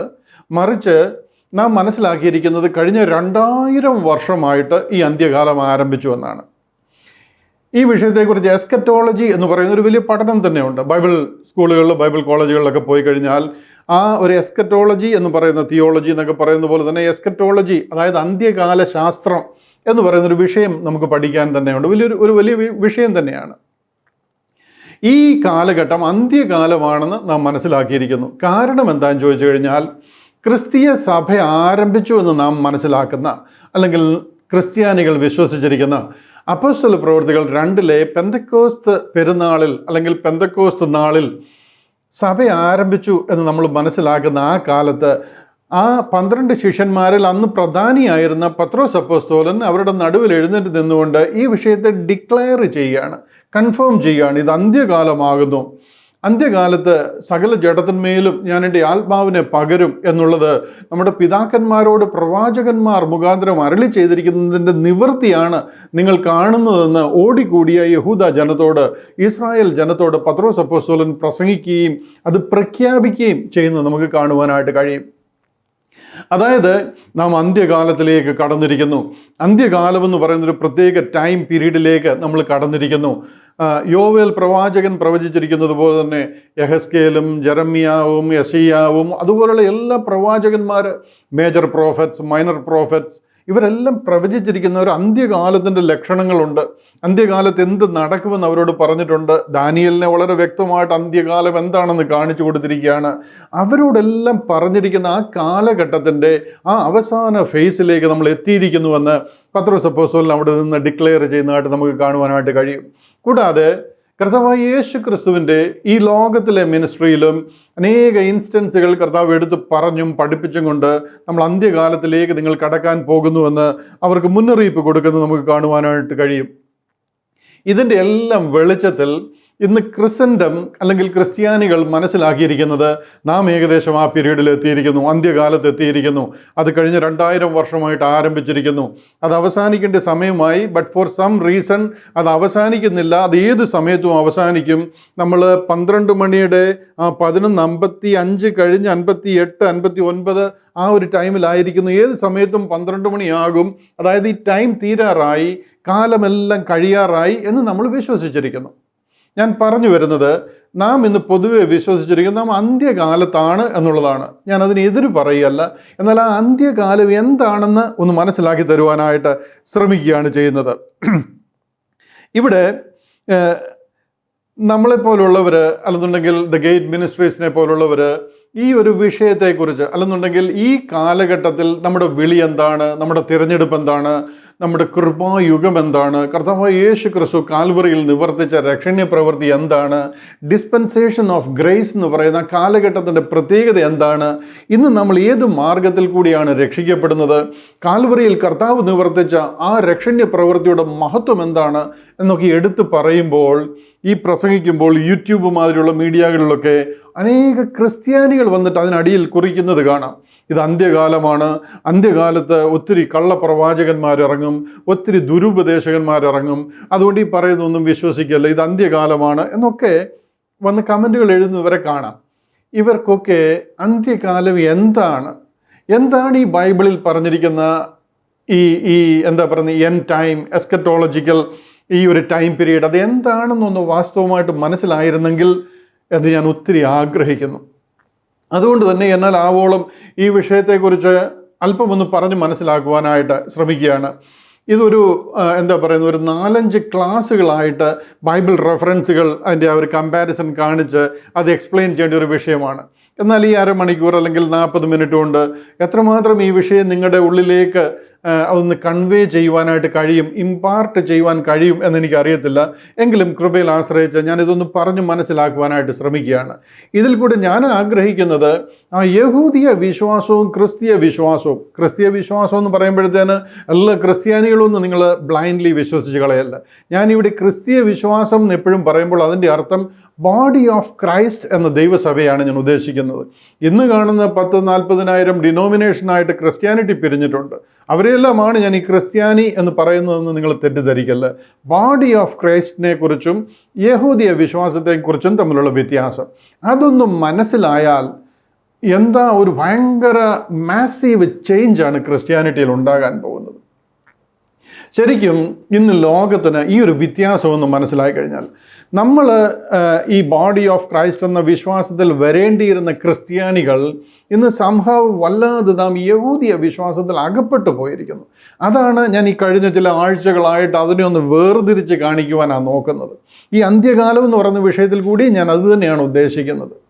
ഇവിടെ 2 അന്ത്യകാലമുണ്ട് എന്ന് നമ്മൾ മനസ്സിലാക്കണം. ഫസ്റ്റ് ഓഫ് ഓൾ, എന്താണ് ഈ വിഷയം, എന്താണ് ഈ അന്ത്യകാലം എന്ന് പറയുന്നത്? അത് പറയാൻ കാര്യമാണ് എന്താണ്, അതിൽ എന്താണ് നടക്കുന്നത്, അതിൻ്റെ വ്യത്യാസം എന്താണ്, what is this end time എന്നുള്ള വിഷയമാണ് നാം ഇന്ന് ചിന്തിക്കുവാനായിട്ട് പോകുന്നത്. പ്രാരംഭമായിട്ട് നമ്മളൊരു കാര്യം മനസ്സിലാക്കണം. ദൈവം നമ്മെ വിളിക്കുമ്പോൾ 2 രക്ഷാ പദ്ധതികൾ ഉണ്ടെന്നുള്ള ഒരു ബേസിക്, ഒരു അടിപ്പട സത്യം നമ്മൾ ഉൾക്കൊള്ളണം. അത് മനസ്സിലായില്ല എന്നുണ്ടെങ്കിൽ ഞാൻ ഈ പറയുന്നതെല്ലാം വെറുതെ ചേമ്പലയിൽ വെള്ളം ഒഴിക്കുന്നത് മാതിരി അങ്ങ് പോകത്തേ ഉള്ളൂ, നമുക്കിത് മനസ്സിലാകത്തില്ല. ആകാശവും ഭൂമിയും, അതായത് സ്വർഗവും ഭൂമിയും, in the beginning God created the heaven and the earth, ഇത് 2 പദ്ധതിയാണെന്ന് മനസ്സിലാകാത്തിടത്തോളം കാലം യഹൂദിയ വിശ്വാസം എന്താണ്, ക്രിസ്തീയ വിശ്വാസം എന്താണെന്ന് നമുക്ക് മനസ്സിലാകത്തില്ല. ഇത് 2 ദൈവിക പദ്ധതികളാണ്. ഒന്ന് ദൈവം വെളിപ്പെടുത്തിയിരുന്ന പദ്ധതിയാണ്, ഒന്ന് മറഞ്ഞിരുന്ന പദ്ധതിയാണെന്ന് പറഞ്ഞാൽ ഇന്ന് ക്രിസ്ത്യൻഡത്തിന് അത് ഉൾക്കൊള്ളാനേ പറ്റത്തില്ല. ഈ കഴിഞ്ഞ ദിവസം ഒരാൾ എൻ്റെ ഒരു വീഡിയോയുടെ താഴെ വന്ന് എഴുതിയിരിക്കുന്ന ഒരു കുറിപ്പ് ഞാൻ കണ്ടു. ഇത് 2 പ്രോഗ്രാമല്ല, ഒരേ പ്രോഗ്രാമേ ഉള്ളൂ. എനിക്ക് ശരിക്കും പറഞ്ഞു കഴിഞ്ഞാൽ ആ ബ്രദറിനോട് എന്താ പറയേണ്ടതെന്ന് തന്നെ അറിയത്തില്ല. നമ്മുടെ ഒരു ഹീസ് നോട്ട് അലോൺ. ഒത്തിരി നമുക്കിന്ന് 99% ജനത്തിനും മനസ്സിലായിരിക്കുന്ന ഇതാണ്. ആദിയിൽ ദൈവം ആകാശവും ഭൂമിയും സൃഷ്ടിച്ചു എന്ന് പറയുന്ന ഈ 2 പദ്ധതി ഉണ്ടല്ലോ, ഇത് 2 വീണ്ടെടുപ്പ് പദ്ധതിയാണ്. അവസാനം വരെ നമുക്കിതിനെ കാണുവാനായിട്ട് കഴിയും. അത് നമുക്ക് മനസ്സിലാകാത്തിടത്തോളം കാലം ഞാൻ ഈ പറയുന്ന കാര്യങ്ങളെ ഒന്നും നമുക്ക് വേർതിരിച്ച് മനസ്സിലാക്കുവാനായിട്ട് കഴിയത്തില്ല. Unless you rightly divide the word of truth, you will never ever understand this fact. ഇതൊരു സ്വർഗീയ സത്യമാണ്. ഇത് അറിയണമെന്നുണ്ടെങ്കിൽ നമുക്ക് നമ്മുടെ വിളി എന്താണ്, നമ്മുടെ തിരഞ്ഞെടുപ്പ് എന്താണ്, നാം എങ്ങോട്ട് പോകാനുള്ളവരാണ്, സഭയെന്ന് പറഞ്ഞു കഴിഞ്ഞാൽ എന്താണ്, ഈ ബേസിക് കാര്യങ്ങൾ നമ്മൾ അറിഞ്ഞിരിക്കണം. ഇന്ന് ക്രിസ്ത്യൻഡത്തിന് ഈ കാര്യങ്ങൾ അറിയത്തില്ല. കാര്യം എന്താണെന്ന് ചോദിച്ചു കഴിഞ്ഞാൽ നാം യഹൂദിയ വിശ്വാസത്തിൽ സംഭവം നമ്മളെ മൂടി അതിൽ കൂടെ നമ്മുടെ കണ്ണ് കെട്ടി നമ്മൾ അതിൽ അകപ്പെട്ടിരിക്കുക. എങ്ങനെയാണ് അതെനിക്ക് പറഞ്ഞ് മനസ്സിലാക്കേണ്ടതെന്ന് എനിക്കറിയത്തില്ല. ഈ ബോഡി ഓഫ് ക്രൈസ്റ്റ് എന്ന് പറയുന്ന ദൈവത്തിൻ്റെ പദ്ധതി എന്താണ്, വിളിയും തിരഞ്ഞെടുപ്പും എന്താണ്, സ്വർഗത്തിൽ മറഞ്ഞിരുന്ന പദ്ധതി എന്താണെന്ന് നമുക്ക് എന്ന് മനസ്സിലാകുമോ അന്ന് ഈ കാര്യങ്ങൾക്കൊക്കെ ശരിക്കൊരു വെളിച്ചം വീശത്തുള്ളൂ. ഇവിടെ ഈ അന്ത്യകാലം എന്ന് പറയുമ്പോഴത്തേന് പഴയ നിയമകാലത്തിലെ പ്രവാചകന്മാർ പറയപ്പെട്ടിരുന്ന ഒരു അന്ത്യകാലമുണ്ട്. അതിനെ കർത്താവ് മത്തായി 24 മത്തായിയുടെ സുവിശേഷം 24 അധ്യായം, അതുപോലെ തന്നെ മർക്കോസിൻ്റെ ലൂക്കോസിൻ്റെ ഒക്കെ അവസാന ആ അധ്യായങ്ങളിലൊക്കെ ഇതിനെ വളരെ വ്യക്തമായിട്ട് കർത്താവ് പറഞ്ഞിരിക്കുന്നത് നമുക്ക് കാണുവാനായിട്ട് കഴിയും. മത്തായി 24 വളരെ വ്യക്തമായിട്ട് കർത്താവ് പറയുകയാണ്, എന്തു നടക്കും, കള്ളപ്രവാചകന്മാർ, കള്ളക്രിസ്തുക്കൾ അനേകർ എഴുന്നേൽക്കും, രാജ്യത്തോടും ജാതിയോടുമെല്ലാം എതിർക്കും, അതുപോലെ തന്നെ യുദ്ധങ്ങളും ക്ഷാമങ്ങളും ഒക്കെ ഉണ്ടാകും. യുദ്ധശ്രുതികളെക്കുറിച്ച് നിങ്ങൾ കേൾക്കും, ക്ഷാമം, ഭൂകമ്പം ഇതെല്ലാം ഉണ്ടാകും, ആകാശത്തിലെ ശക്തികൾ ഇളകിപ്പോകും, അനേകർ ആ സമയത്ത് എൻ്റെ പേരെടുത്ത് നിങ്ങളുടെ ഇടയിൽ വരും, കള്ളക്രിസ്തുക്കൾ അനേകർ വരും. മനസ്സിലായോ? സൂര്യൻ ഇരുണ്ടുപോകും, ചന്ദ്രൻ പ്രകാശം കൊടുക്കത്തില്ല, നക്ഷത്രങ്ങൾ ആകാശത്തിൽ നിന്ന് വീഴും. ആ കാലത്ത് ഉണ്ടാകാൻ പോകുന്ന മഹാകഷ്ടത്തെക്കുറിച്ചൊക്കെ കർത്താവ് ഈ മത്തായി 24:1 മുതൽ നിങ്ങൾ താപ്പോട്ട് വായിച്ചു കഴിഞ്ഞാൽ അത് മുഴുവനും അന്ത്യകാലത്തിൻ്റെ ലക്ഷണങ്ങൾ കർത്താവ് പറഞ്ഞിരിക്കുക. ഇതേ കാര്യം തന്നെ ഇതിന് ശേഷം കർത്താവിൻ്റെ ശിഷ്യന്മാരായിരുന്ന 12 ശിഷ്യന്മാർ അവരുടെ ലേഖനങ്ങളിൽ കൂടെയും അവരുടെ പ്രസംഗങ്ങളിൽ കൂടെ എല്ലാം കൺവേ ചെയ്തിരിക്കുക. അതൊരു പ്രത്യേക കാലഘട്ടത്തെക്കുറിച്ചാണ് അവിടെ പ്രതിപാദിക്കുന്നത്. ഈ എബ്രായ ലേഖനം മുതൽ യൂദ എഴുതിയ ലേഖനം കഴിഞ്ഞ് വെളിപ്പാട് പുസ്തകം വരെ നോക്കിക്കഴിഞ്ഞാൽ ഇതിലെല്ലാം അതിൻ്റെ എല്ലാം സെറ്റിങ്സ് എന്ന് പറയുന്നത് അന്ത്യകാലമാണ്. അന്ത്യകാലത്തിലായിരിക്കുന്നു നമ്മൾ, അവസാന ദിനങ്ങളിൽ നമ്മൾ എത്തിയിരിക്കുന്നു. എന്ത് നടക്കാൻ പോകുന്നു, അതിൽ നമ്മൾ എങ്ങനെ വിജിലൻ്റ് ആയിരിക്കണം എന്നുള്ളതിനെക്കുറിച്ച് അവരോട് പറയുന്നത്. അതിൻ്റെ ഒരു ഹോൾ ബുക്സ്, ഹീബ്രു എപ്പിസ്റ്റൽസ് മുതൽ റെവലേഷൻസ് വരെ നോക്കിക്കഴിഞ്ഞാൽ അത് മുഴുവനും എഴുതിയിരിക്കുന്നത് ഈ ഒരു എൻഡ് ടൈംസിൻ്റെ സെറ്റിങ്സിലാണ്. നമ്മുടെ ബൈബിൾ ക്ലാസ്സിലൊക്കെ ഞാനത് കൂടുതൽ ഡീറ്റെയിൽ ആയിട്ട് കാണിച്ചിട്ടുണ്ട്. എന്നാലും ചില വാക്യങ്ങൾ ഇതിനോടുള്ള ബന്ധത്തിൽ നമ്മൾ സംസാരിച്ച് വരുമ്പോൾ ഞാനതിനെക്കുറിച്ച് പറയും. അന്നേരം നമുക്കത് കാണുവാനായിട്ട് കഴിയും. ഈ 12 ശിഷ്യന്മാർ അതിനെ റീഇറ്ററേറ്റ് ചെയ്തിരിക്കുക, കർത്താവ് റീകൺഫേം ചെയ്തിരിക്കുന്നതിനെ ഇവരതിനെ വീണ്ടും ഉറപ്പിച്ചിരിക്കുക. മനസ്സിലായോ? അതെന്ത് നടക്കുമെന്നുള്ള കാര്യം. ആ ഒരു ട്രിബുലേഷൻ പീരീഡിലേക്ക് അവർ കടക്കാൻ പോകുക. ഈ കാലഘട്ടത്തിൽ തന്നെ കർത്താവ് മടങ്ങി വരാൻ പോകുക. അവർ ജീവനോടിരിക്കുമ്പോൾ തന്നെ ഈ തലമുറ ഒഴിഞ്ഞു പോകത്തില്ല. മനസ്സിലായോ? അപ്പം തന്നെ കർത്താവ് മടങ്ങി വരുന്ന ഒരു പദ്ധതിയിൽ അവരായിരിക്കും. നിങ്ങൾ സ്വർഗരാജ്യത്തിലേക്ക് കടക്കാൻ പോവുകയാണ്. ഇസ്രായേലിലെ പട്ടണങ്ങളെ നിങ്ങൾ ചുറ്റി സഞ്ചരിച്ച് തീരത്തില്ല. അതിനു മുമ്പായിട്ട് കർത്താവ് മടങ്ങിയെത്തും. നിങ്ങൾ ജീവനോട് മരണം ആസ്വദിക്കാതെ ഒരു ചിലർ സ്വർഗരാജ്യത്തിലേക്ക് കടക്കും. അത്ര ഇമ്മിനൻ്റായിട്ട് നടക്കേണ്ടുന്ന ഒരു പ്രോഗ്രാമാണ്. അത് അറിയിക്കാനായിട്ട് യുദ്ധകാല അടിസ്ഥാനത്തിൽ ഒരു ഗ്രേറ്റ് കമ്മീഷൻ ദൈവം അവർക്ക് കൊടുത്ത് പരിശുദ്ധാത്മാവിൻ്റെ ശക്തി അവരുടെ മേൽ പകർന്ന് ലോകത്തിൽ പാപമോചിക്കാൻ വരെയുള്ള അധികാരം അവർക്ക് കൊടുത്ത് മരിച്ചവർ എഴുന്നേറ്റ് നിൽക്കാനും ഈ മലയോട് ഇവിടുന്ന് ചാടിപ്പോകാൻ പറഞ്ഞാൽ അതുവരെ പോകുന്ന രീതിയിലുള്ള അധികാരം കൊടുത്ത് ദൈവം അവരെ ഈ ലോകത്തിലൊരു പ്രത്യേക ശുശ്രൂഷയ്ക്ക് ഏൽപ്പിച്ചിരിക്കുക. കാര്യം എന്താണെന്ന് ചോദിച്ചു കഴിഞ്ഞാൽ അത് അന്ത്യകാലമാണ്. അത് കഴിഞ്ഞു കഴിഞ്ഞാൽ അവരുടെ വാഗ്ദത്തമായിരിക്കുന്ന സ്വർഗരാജ്യം, കിങ്ഡം ഓഫ് ഹെവൻ എന്ന് പറയുന്ന ആ ഒരു രാജ്യത്തിലേക്ക് കടക്കാൻ പോകുക. സ്വർഗരാജ്യം സമീപയായിരിക്കുന്നു. It is in your hand. മനസ്സിലായോ? അങ്ങനൊരു പദ്ധതിയിലാണ് അവരായിരുന്നത്. മത്തായിയുടെ സുവിശേഷം 24 അധ്യായത്തിൽ കർത്താവ് പറയുന്നത്, ഞാൻ ക്രിസ്തു എന്ന് അനേകർ എൻ്റെ പേരെടുത്ത് വന്ന് പലരെയും തെറ്റിക്കും. നിങ്ങൾ യുദ്ധങ്ങളെയും യുദ്ധശ്രുതികളെയും കുറിച്ച് കേൾക്കും.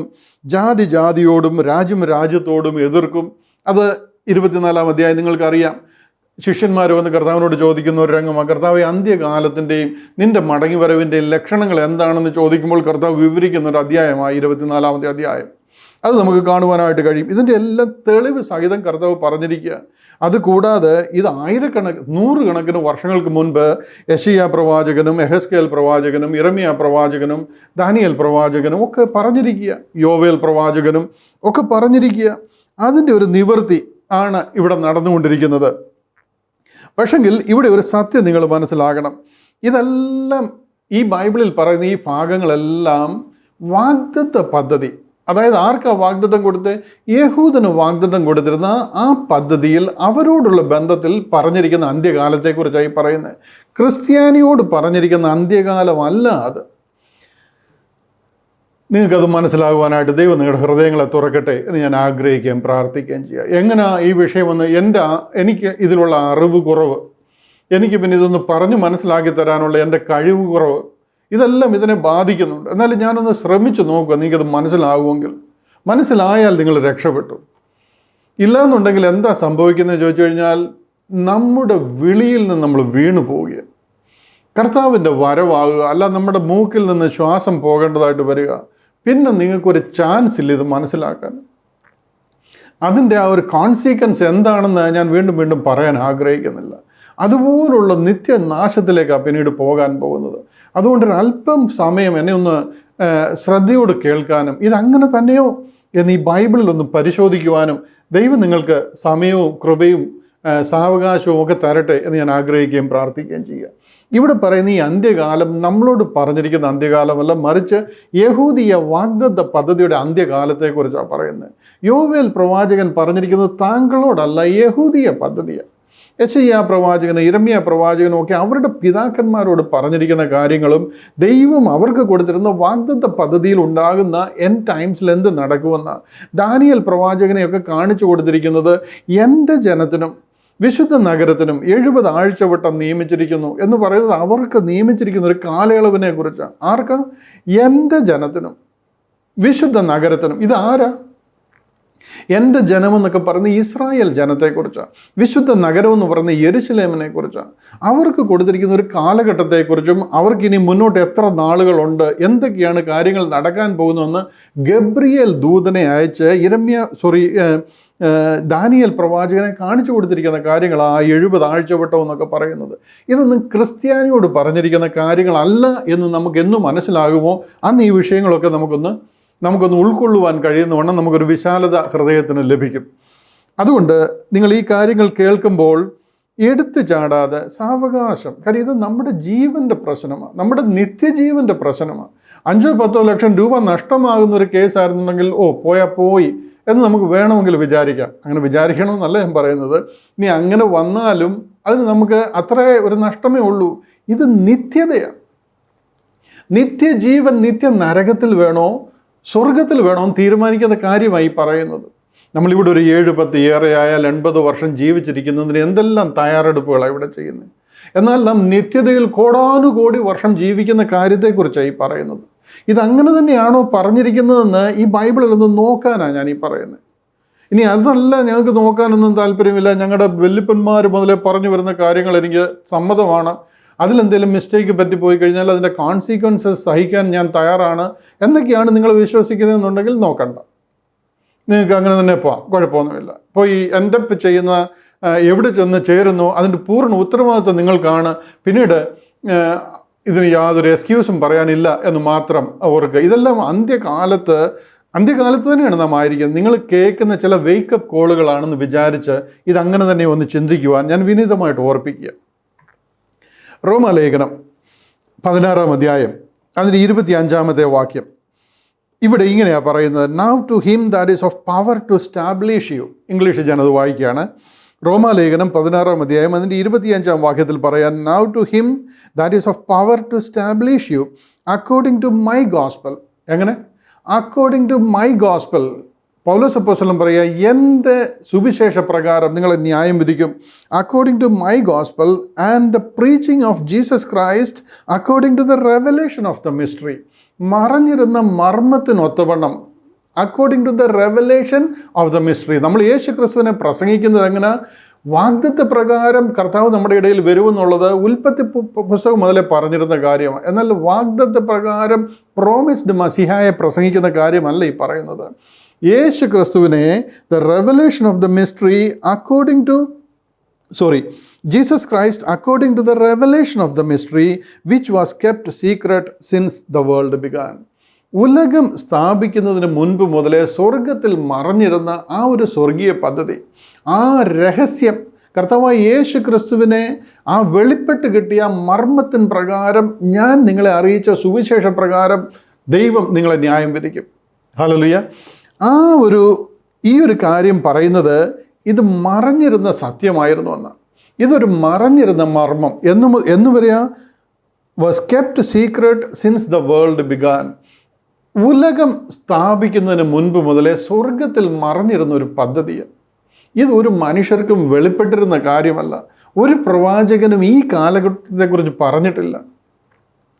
കൊലോസ്യ ലേഖനം 1-ാം അധ്യായം 26-ാമത്തെ വാക്യം അവിടെ അത് വീണ്ടും റീകൺഫേം ചെയ്യും. അവിടെ പറയുകയാണ്, അത് പൂർവ്വകാലങ്ങൾക്കും തലമുറകൾക്കും മറഞ്ഞു കിടന്ന മർമ്മമെങ്കിലും ഇപ്പോൾ തൻ്റെ വിശുദ്ധന്മാർക്ക് വെളിപ്പെട്ട് വന്നിരിക്കുന്നു. ഇത് പൂർവ്വകാലങ്ങൾക്കും തലമുറകൾക്കും ദൈവം മറച്ചു വെച്ചിരുന്ന ഒരു സ്വർഗീയ മർമ്മമാണ്. അതിപ്പോൾ വെളിപ്പെട്ട് വന്നിരിക്കുക. ആ കാലഘട്ടത്തിലാണ് ഞാനും നിങ്ങളുമായിരിക്കുന്നത്. ഇതിനെയാണ് ഡിസ്പെൻസേഷൻ ഓഫ് ഗ്രേസ് അല്ലെങ്കിൽ കൃപായുഗം എന്ന് പറയുന്നത്. ഇവിടുത്തെ അന്ത്യകാലത്തെക്കുറിച്ച് ഇതിന് മുമ്പ് ഒരു പ്രവാചകനും വെളിപ്പെട്ടിട്ടില്ല. ഈ അന്ത്യകാലം എന്താണെന്നേ അവർക്ക് വെളിപ്പെട്ടിരുന്നില്ല. പൂർവ്വകാലങ്ങൾക്കും തലമുറകൾക്കും മറഞ്ഞു കിടന്ന മർമ്മമായിരുന്നു ഇത്. ഇതൊരു വലിയ രഹസ്യമായിരുന്നു. സ്വർഗത്തിൽ ദൈവം മറച്ചു വെച്ചിരുന്ന ഒരു സ്വർഗീയ രഹസ്യമായിരുന്നു. ഇതൊരു പ്രവാചകനും കണ്ടിട്ടില്ല. ഒരുത്തർക്കും ദൈവം ഇത് വെളിപ്പെടുത്തി കൊടുത്തിട്ടില്ല. ആ മർമ്മം ഇപ്പോൾ തൻ്റെ വിശുദ്ധ അപ്പോസ്തലന്മാർക്കും പ്രവാചകന്മാർക്കും ആത്മാവിൽ വെളിപ്പെട്ടതുപോലെ ഈ കാലഘട്ടങ്ങളിലാണ് ദൈവം അത് വെളിപ്പെടുത്തി. ഈ കാലഘട്ടങ്ങളിലല്ല, പോൾ ഇത് എഴുതുന്ന എഫേസ്യർക്കും കൊലോസ്യർക്കും ഒക്കെ ആ ലേഖനം എഴുതുന്ന കാലഘട്ടത്തിൽ, റോമൻസിനും ഒക്കെ ലേഖനം എഴുതുന്ന കാലഘട്ടത്തിൽ ദൈവം വെളിപ്പെടുത്തി കൊടുക്കുക പോളിന്. ആ പോളിലൂടെ അറിയിച്ചിരിക്കുന്ന ഒരു സ്വർഗീയ പദ്ധതിയാണ് ബോഡി ഓഫ് ക്രൈസ്റ്റ് എന്ന് പറയുന്ന ക്രിസ്ത്യാനിറ്റി. ഇന്ന് നിങ്ങൾ കാണുന്ന ഒത്തിരി ക്രിസ്ത്യൻ ഡിനോമിനേഷനെ കാണും ജനറലി ബ്ലൈൻഡ്ലി അങ്ങനെ അങ്ങ് വിചാരിച്ചു കളയല്ല. അവരെല്ലാവരും ഈ ബോഡി ഓഫ് ക്രൈസ്റ്റിൻ്റെ ഭാഗമാണ്. ടു ബി വെരി ഹോണസ്റ്റ്, 99% ഇതിൻ്റെ ഭാഗമല്ല. ഇതെന്താണെന്നേ അവർക്കറിയത്തില്ല. വിളിയും തിരഞ്ഞെടുപ്പും എന്താണെന്ന് അറിയത്തില്ല. എങ്ങോട്ട് പോവുകയാണ്, എന്താണ് നമ്മുടെ വിളി, നമ്മൾ എങ്ങോട്ട് പോവുകയാണ്, ഇതിനെക്കുറിച്ചൊന്നും യാതൊരു ഐഡിയയുമില്ല. ആ രീതിയിൽ പേരിന് മാത്രം നാമധേയ ക്രിസ്ത്യാനികളായിട്ട് പേരുണ്ട്. പക്ഷെ എന്നുണ്ടെങ്കിൽ മുഴുവനും ഹോൾ ആൻഡ് സോൾ യഹൂദിയ പദ്ധതിയിൽ മുങ്ങിക്കിടക്കുകയാണ്. നമ്മുടെ വിളി എന്താണെന്നും കർത്താവ് കാൽവറിയിലൂടെ നിവർത്തിച്ച രക്ഷണീയ പദ്ധതി എന്താണെന്നും നമ്മൾ എങ്ങോട്ട് പോകുന്നു, നമ്മൾ എങ്ങനെ രക്ഷിക്കപ്പെടുന്നു, നമ്മുടെ നീതീകരണം എന്താണ്, നമ്മുടെ വിശുദ്ധീകരണം എന്താണ്, ഈ കാര്യങ്ങളെക്കുറിച്ചൊന്നും ആധികാരികമായിട്ട് ഒരറിവുമില്ല. ബൈബിളിനെ റൈറ്റ്ലി ഡിവൈഡ് ചെയ്ത് പഠിപ്പിക്കാത്തത് കാരണം ഇതിലെന്താണ് നമ്മുടെ വിളിയെക്കുറിച്ച് പറഞ്ഞിരിക്കുന്നത് എന്നുള്ളതിനെക്കുറിച്ച് വലിയ നിശ്ചയമില്ല. ഇവിടെ നാം ആയിരിക്കുന്നത് ബോഡി ഓഫ് ക്രൈസ്റ്റ് എന്ന ദൈവിക പദ്ധതിയിലാണ്. ഇതിനൊരു അന്ത്യകാലമുണ്ട്. എന്നാൽ നാം ഇന്ന് റെഫർ ചെയ്ത് നമ്മൾ ഈ വിശ്വസിക്കുന്ന അന്ത്യകാലമുണ്ടല്ലോ, അത് യഹൂദിയ പദ്ധതിയിലെ വാഗ്ദത്ത പദ്ധതിയിലെ അന്ത്യകാലത്തെക്കുറിച്ചാണ് നാം ഈ മനസ്സിലാക്കിയിരിക്കുന്നത് മുഴുവനും. ഇന്നൊരു ജനറലി ഒരാൾ ചോദിച്ചു കഴിഞ്ഞാൽ, അന്ത്യകാലമാണ് ബ്രദറെ, അന്ത്യകാലത്ത് അങ്ങനെയൊക്കെ സംഭവിക്കും, ഒത്തിരി കള്ളപ്രവാചകന്മാരിറങ്ങും. എന്താണ് അതുകൊണ്ട് ഉദ്ദേശിക്കുന്നത്? താങ്കളോട് ആരാ പറഞ്ഞ കള്ളപ്രവാചകൻ ഇറങ്ങുമെന്ന്? അത് പറഞ്ഞിരിക്കുന്ന ക്രൗഡ് വേറെയാണ്. അവിടെ ഇറങ്ങും, അത് ശരിയാ. ഞാൻ ക്രിസ്തു എന്ന് പറഞ്ഞ് എൻ്റെ പേരെടുത്ത് അനേകർ വരും. എന്താ കാര്യം? അവർ ക്രിസ്തു വന്നു എന്ന് വിശ്വസിച്ചിട്ടില്ല. അവരിപ്പോഴും യേശു ക്രിസ്തുവിന് വേണ്ടി വെയിറ്റ് ചെയ്തുകൊണ്ടിരിക്കുക. നമ്മൾ പ്രസംഗിക്കുന്നത് അതാണോ? യേശു ക്രിസ്തു വരുമെന്ന് പറഞ്ഞ് വെയിറ്റ് ചെയ്യുന്ന കാര്യത്തെക്കുറിച്ചാണോ നമ്മൾ ഈ പറയുന്നത്? കർത്താവ് ഒരിക്കലായി വന്ന് കാൽവറിയിൽ നിവർത്തിച്ച ആ രക്ഷണ്യ പ്രവൃത്തിയിലെ വിശ്വാസത്താൽ രക്ഷിക്കപ്പെടുന്ന ഒരു സ്വർഗീയ പദ്ധതിയെക്കുറിച്ചാണ് നമ്മൾ ഈ പ്രസിദ്ധമാക്കുന്നതും പ്രസംഗിക്കുന്നതും. അതൊക്കെ കേട്ടിട്ടും കണ്ടിട്ടും അത് അങ്ങനെ തന്നെ ഒന്നും നോക്കാൻ ഒരു മിനിറ്റ് ചിലവാക്കാതെ അതിൻ്റെ താഴെ വന്നിട്ട് കള്ളപ്രവാചകന്മാർ, കള്ളക്രിസ്തുക്കൾ എന്നൊക്കെ പറഞ്ഞ് കമൻ്റ് എഴുതാൻ വലിയ മിടുക്കാണ്. കർത്താവിൻ്റെ വരവായാൽ എവിടെ ചെന്ന് ചേരാൻ പോകുന്നതെന്ന് വല്ല അറിവുമുണ്ടോ? ദയവ് ചെയ്ത കാര്യങ്ങളൊന്നും മനസ്സിലാക്കുവാനായിട്ട് ഞാൻ വിനീതമായിട്ട് ഓർപ്പിക്കുക. Hope I am making it clear to U.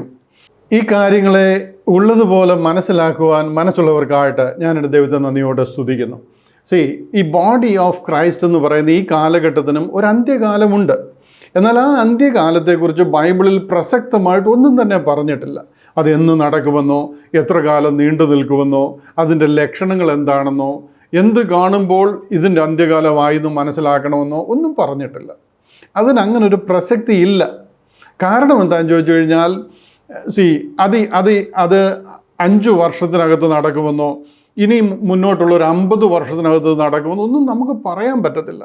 കാര്യം ഇത് കാഴ്ചയാലല്ല, ഈ ഒരു കാലഘട്ടം വിശ്വാസത്താൽ നടക്കുന്ന കാര്യമാണ്. ഇതിനൊരു മുന്നറിയിപ്പും ഇതിൻ്റെ ഒരു സയൻസ് ആൻഡ് വണ്ടേഴ്സ് അല്ലെന്നുണ്ടെങ്കിൽ അത്ഭുതങ്ങളും അടയാളങ്ങളും ഒന്നും ഇതിൻ്റെ മുന്നോടിയായിട്ട് നമുക്ക് തന്നിട്ടില്ല. നമ്മൾ ഈ മനസ്സിലാക്കിയിരിക്കുന്നത് വാഗ്ദത്ത പദ്ധതിയിലെ അന്ത്യകാലമാണ്. അതിൽ എത്ര നാളാണെന്നും അതിൻ്റെ ലക്ഷണങ്ങൾ എന്താണെന്നും അത് എന്തെല്ലാം ആ കാലഘട്ടത്തിൽ നടക്കുമെന്നും എല്ലാം വള്ളി പുള്ളി വിടാതെ ബൈബിളിൽ അതിനെക്കുറിച്ച് പറഞ്ഞിട്ടുണ്ട്. ഒരാളല്ല, പ്രവാചകന്മാർ മുഴുവനും അതിനെക്കുറിച്ച് പറഞ്ഞിട്ടുണ്ട്. കർത്താവായ യേശു ക്രിസ്തു അതിനെ വീണ്ടും റീകൺഫേം ചെയ്തിരിക്കുക. പ്രവാചക പുസ്തകങ്ങളിലും അതിനുശേഷം വന്ന അപ്പോസ്തലന്മാരുടെ ലേഖനങ്ങളിലും ഒക്കെ അതിനെ വീണ്ടും റീട്രേറ്റ് ചെയ്ത് അതിനെ റീകൺഫേം ചെയ്തിരിക്കുക. അതിനെക്കുറിച്ചെല്ലാം വളരെ ക്ലിയറായിട്ട് പറയുന്നുണ്ട്. എന്നാൽ നമ്മുടെ ഈ കാലഘട്ടത്തിന് അതിനൊരു പ്രത്യേകിച്ച് അങ്ങനെ ഒരു പ്രത്യേകതയും അവിടെ പറയുന്നില്ല. ദൈവം ഗബ്രിയേൽ ദൂതനെ അയച്ച് ദാനിയേലിനെ കാണിച്ചു കൊടുത്ത ഒരു ടൈം പീരീഡ് എൻ്റെ ജനത്തിനും വിശുദ്ധ നഗരത്തിനും ഞാനൊന്ന് വായിച്ച് കേൾപ്പിക്കാം. ദാനിയേൽ പ്രവചനം 9-ാം അധ്യായം അതിൻ്റെ 24-ാമത്തെ വാക്യം ഞാനൊന്ന് വായിക്കാം. അവിടെ ഇങ്ങനെ പറയുന്നു: അതിക്രമത്തെ തടസ്സം ചെയ്ത് പാപങ്ങളെ മുദ്രയിടുവാനും. ഇതൊരു വലിയ വിഷയമായി 24-ാമത്തെ ഈ ഒരു വാക്യം മാത്രം. ഞാൻ ഒരിക്കൽ ഒരു ബൈബിൾ ക്ലാസ്സിൽ ഇത് എടുത്തിട്ടുണ്ട്. ഈ ഒരു വാക്യം മാത്രം ഒരു ഭയങ്കര വിഷയം, ഒരു ദിവസം മുഴുവൻ സംസാരിക്കേണ്ട വിഷയമാണ്. എന്നാൽ നമുക്ക് അതിൻ്റെ അവസാനത്തെ ആ ഒരു ഭാഗം മാത്രമേ ഇതിൽ ഞാൻ എടുക്കുന്നുള്ളൂ. അതിക്രമത്തെ തടസ്സം ചെയ്ത് പാപങ്ങളെ മുദ്രയിടുവാനും, അകൃത്യത്തിന് പ്രായശ്ചിത്തം ചെയ്ത് നിത്യനീതി വരുത്തുവാനും, ദർശനവും പ്രവചനവും മുദ്രയിടുവാനും, അതിപരിശുദ്ധമായതിനെ അഭിഷേകം ചെയ്യുവാനും തക്കവണ്ണം നിന്റെ ജനത്തിനും വിശുദ്ധ നഗരത്തിനും 70 ആഴ്ചവട്ടം നിയമിച്ചിരിക്കുന്നു. 70 വീക്സ്, അതിന് ആക്ച്വലി 70 ഇയേഴ്സാണ്. 7 times 7 490 ഇയേഴ്സ് നിങ്ങൾക്ക് നിയമിച്ചിരിക്കുന്നു എന്നാണ് അത് പറയുന്നത്. അതിൻ്റെ കണക്കും കാര്യങ്ങളൊക്കെ പഠിച്ചു വരുമ്പോൾ നമുക്കറിയുവാൻ കഴിയും. ആ ഒരു എൻ്റെ ജനത്തിനും വിശുദ്ധ നഗരത്തിനും ഇസ്രായേലിന് എന്ത് സംഭവിക്കുന്നുള്ളത് ദൈവം ഗബ്രിയേൽ ദൂതനെ അയച്ച്, ദൈവത്തിൻ്റെ ഈ ദൂത് അറിയിക്കുന്ന ദൂതന്മാരിൽ പ്രധാനിയാണ് ഗബ്രിയേൽ. ദൈവം ഗബ്രിയേലിനെ അയച്ച് ദാനിയേലിനോട് വന്ന് പറയുക. ഇതിൻ്റെ അപ്പുറത്ത് വേറൊരു സത്യമില്ല. ഗബ്രിയേൽ വന്ന് പറഞ്ഞതിൻ്റെ അപ്പുറത്ത് പിന്നെ വേറൊരു കാര്യം നടക്കത്തില്ല. ദൈവത്തിൻ്റെ ആലോചനയും ഇനി എന്ത് നടക്കുമെന്ന് നോക്കിയുള്ളത് ഗബ്രിയേൽ മുഖാന്തരം ദാനിയേലിനെ കാണിച്ചു കൊടുക്കുക. എൻ്റെ ജനത്തിനും ഈ വിശുദ്ധ നഗരത്തിനും എന്ത് സംഭവിക്കാൻ പോകുന്നു. 70 ആഴ്ചവട്ടം നിയമിച്ചിരിക്കുന്നു, 490 വർഷം നിയമിച്ചിരിക്കുന്നു എന്ന് പറയുക. അതിൻ്റെ അവസാനത്തെ ഒരാഴ്ചവട്ടത്തെയാണ് ഈ അന്ത്യകാലം എന്ന് പറയുന്നത്. ഈ 69 വീക്സിനെ അന്ത്യകാലം എന്നല്ല പറയുന്നത്. അവസാനത്തെ ആ 70ാമത്തെ ആഴ്ചയാണ് അന്ത്യകാലം എന്ന് പറയുന്നത്. 70 ആഴ്ചവട്ടത്തിൻ്റെ മുഴുവനും അതിൻ്റെ ഒരു 30 ആഴ്ചവട്ടം മുതൽ അന്ത്യകാലമല്ല. അല്ലെങ്കിൽ അതിൻ്റെ അവസാനത്തെ ആ ഒരാഴ്ച, ആ ഒരു പീസിനെയാണ്, അതിൻ്റെ അവസാനത്തെ ആ ഒരാഴ്ചയാണ് അന്ത്യകാലം എന്ന് പറയുന്നത്. നമ്മൾ കഴിഞ്ഞ 2000 വർഷമായി അന്ത്യകാലം എന്ന് പറയുന്നതിലേക്ക് എന്താ അർത്ഥം എന്ന് എനിക്ക് മനസ്സിലാകത്തില്ല. ആൻസർ ഇല്ലാത്തത് കൊണ്ട് എന്തിനേലൊക്കെ അങ്ങ് പറയുക. ആദമിനെ സൃഷ്ടിച്ചിട്ട് 6000 വർഷമായിരിക്കുന്നത് ഇന്ന് വരെ നമ്മൾ നോക്കിയാൽ 6000 വർഷം. അതിൽ 2000 വർഷം അന്ത്യകാലമാണ്. എന്തിനാ ഈ അന്ത്യകാലം എന്നൊക്കെ പറഞ്ഞിരിക്കുന്നത് തന്നെ ഒരു ഐഡിയ ഇല്ല. അത് ചുമ്മാ അതങ്ങ് പറഞ്ഞേക്കുക, കഴിഞ്ഞ 2000 വർഷമായി അന്ത്യകാലം ആരംഭിച്ചിട്ടെന്ന്. ഇവിടെ അന്ത്യകാലം എന്ന് പറയാൻ കാരണം ദാനിയേലിനെ കാണിച്ചു കൊടുത്തിരിക്കുന്ന ആ ഒരു ടൈം പീരീഡിൻ്റെ അവസാനത്തെ ആ വീക്കാണ്. അതിനെ യെരമ്യാ പ്രവാചകൻ കൺഫേം ചെയ്തിരിക്കുക. അതിൻ്റെ അവസാനത്തെ ആഴ്ചവട്ടം ജെറമ്യ 30:7 വായിച്ചു കഴിഞ്ഞാൽ നിങ്ങൾക്ക് കാണാം. അത് യാക്കോബിൻ്റെ കഷ്ടകാലം എന്ന് പറഞ്ഞിരിക്കുക. യാക്കോബ് എന്ന് പറഞ്ഞ ഇസ്രായേലിനെയാണ്, അവരുടെ കഷ്ടകാലം എന്ന് പറഞ്ഞിരിക്കുക. ഇതിനെയാണ് യോഹന്നാൻ സ്നാപകൻ മത്തായിയുടെ സുവിശേഷം 3-ാം അധ്യായത്തിൽ പറയുന്നത്.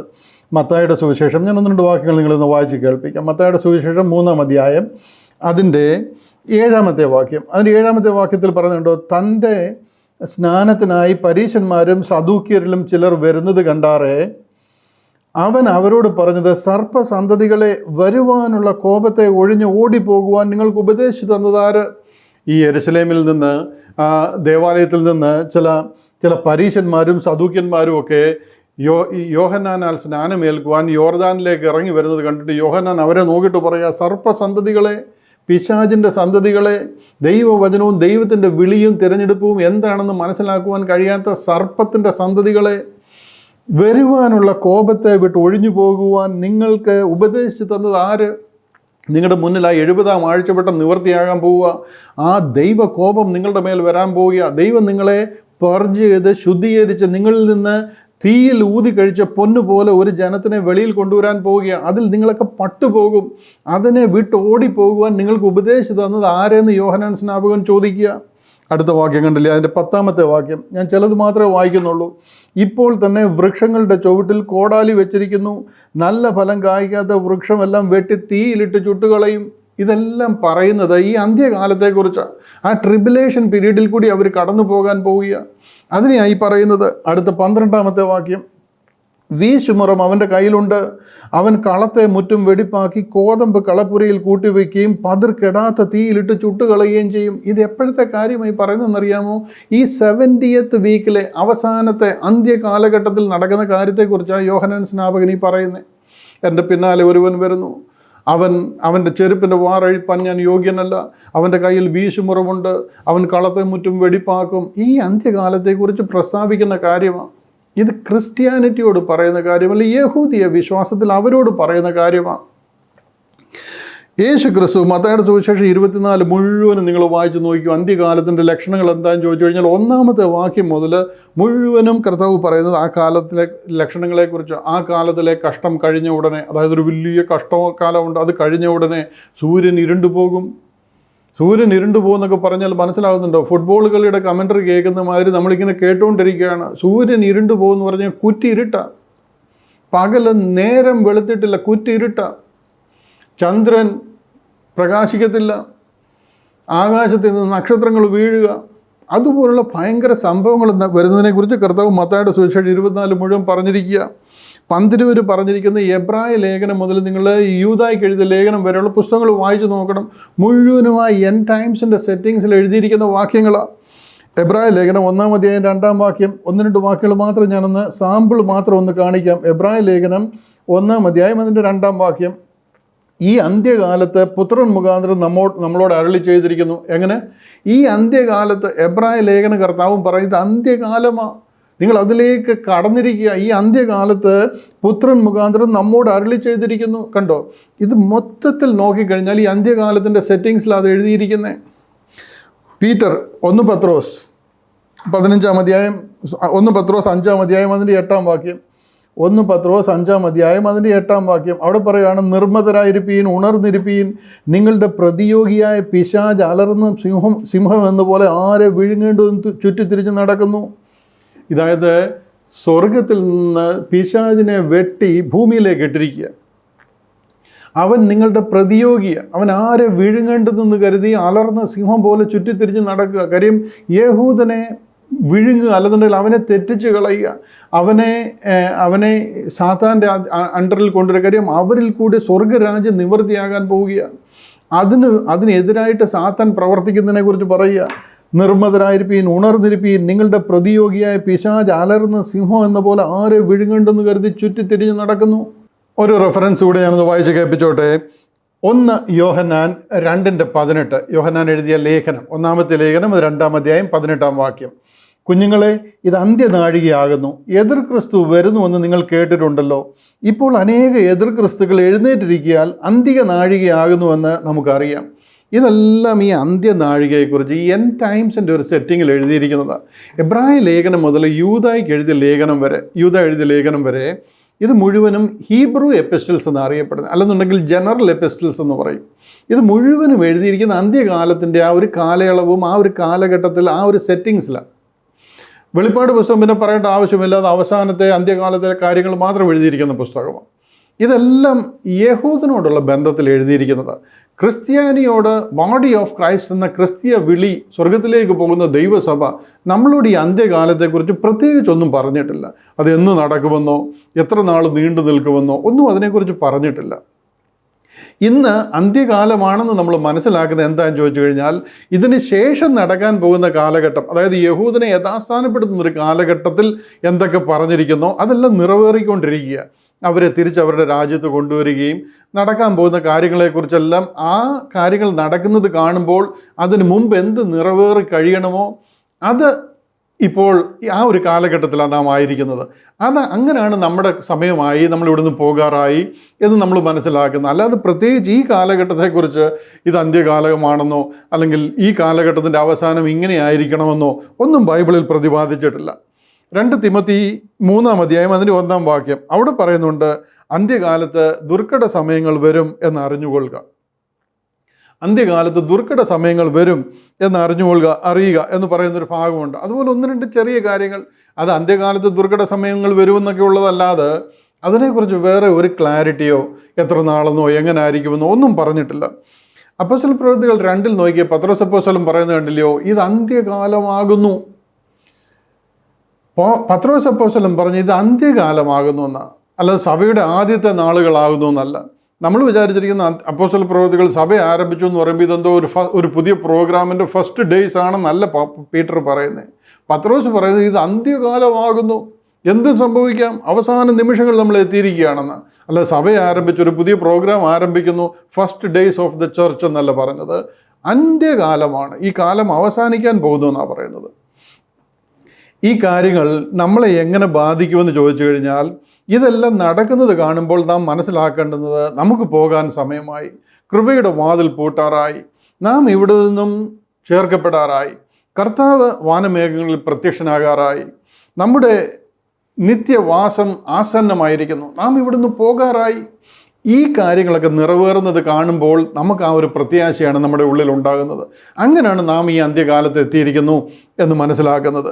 ഈ കാലം കഴിയുമ്പോൾ യഹൂദനെ യഥാസ്ഥാനപ്പെടുത്തുന്ന കാലം വരും. റോമാലേഖനം 11 അധ്യായം 26 പറഞ്ഞിരിക്കുന്ന വാക്യങ്ങൾ അവിടെ നിറവേറും. അതായത് വിടുവിക്കുന്നവൻ സിയോനിൽ നിന്ന് വരും, യാക്കോബിൽ നിന്ന് അഭക്തിയെ മാറ്റും, ദൈവം അവരെ യഥാസ്ഥാനപ്പെടുത്തും.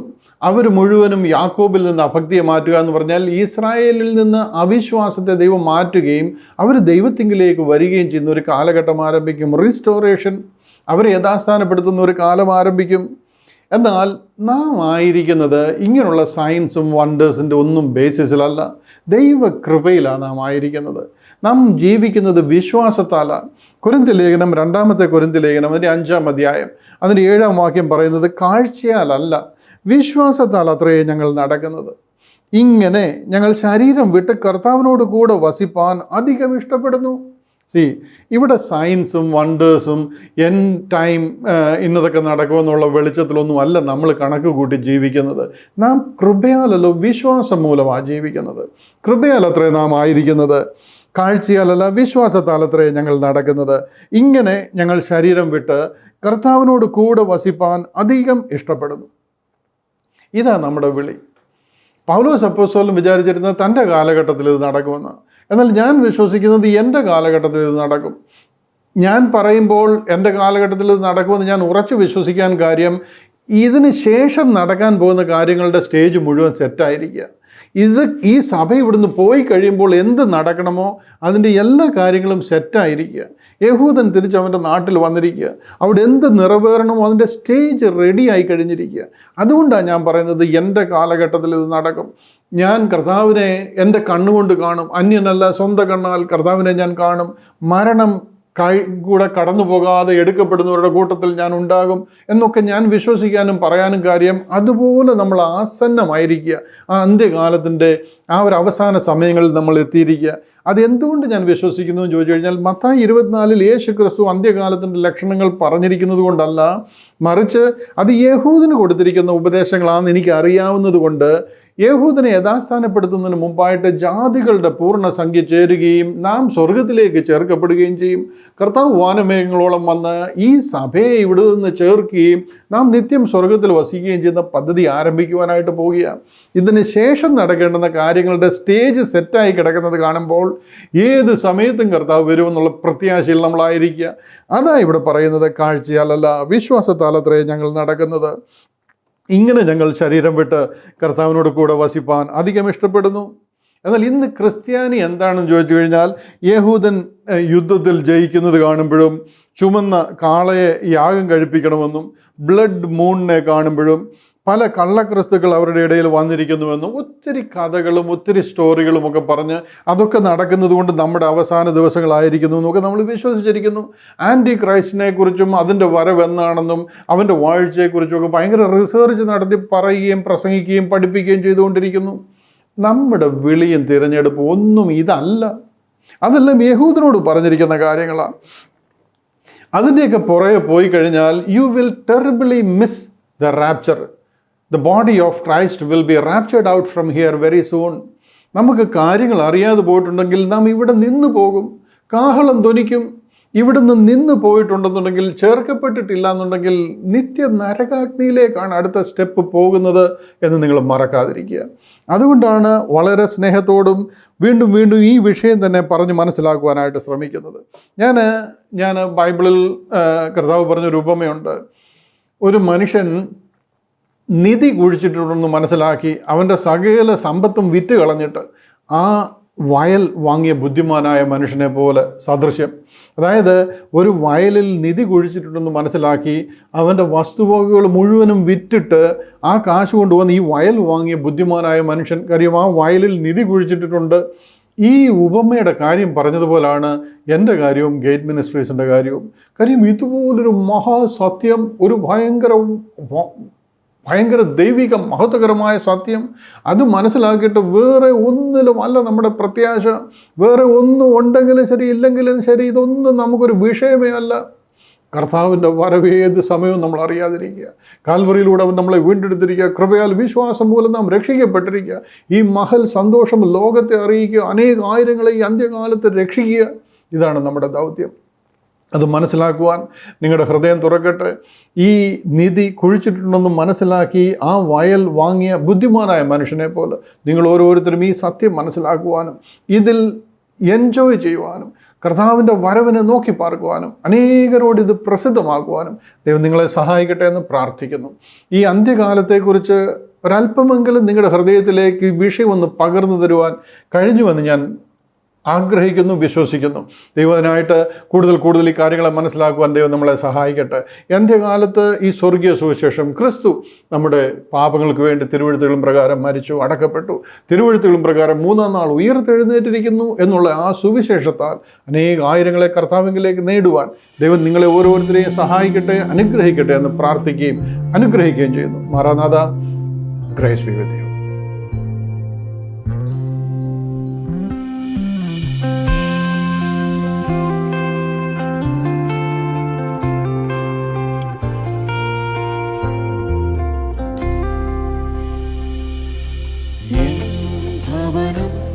മനോഹരം എന്താനന്ദം വർണ്ണ്യാതീതം സമ്മോദകം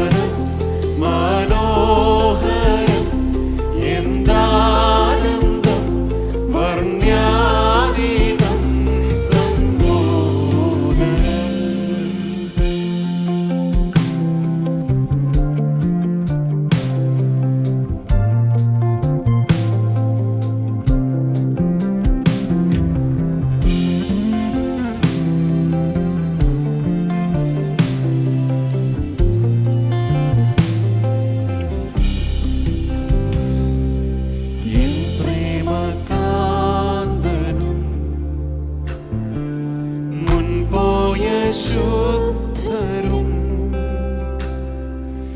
എൻ പ്രേമകാന്തനും മുൻപോയ ശുദ്ധരും കരം വീശി വീശി മോദം ചേർന്നു സ്വാഗതം ചെയ്തിടും. കരം വീശി വീശി മോദം ചേർന്നു സ്വാഗതം ചെയ്തിടും. മാലാഖജാലങ്ങൾ നമിച്ചെന്നെ ആനയിക്കും എൻ സ്വഭവനെ. മാലാഖജാലങ്ങൾ നമിച്ചെന്നെ ആനയിക്കും എൻ സ്വഭവനെ. എൻ ഭവനം മനോഹരം എന്താനന്ദം വർണ്യാതീതം സമ്മോഹനം. എൻ ഭവനം മനോഹരം എന്താനന്ദം വർണ്യാതീതം സമ്മോഹനം.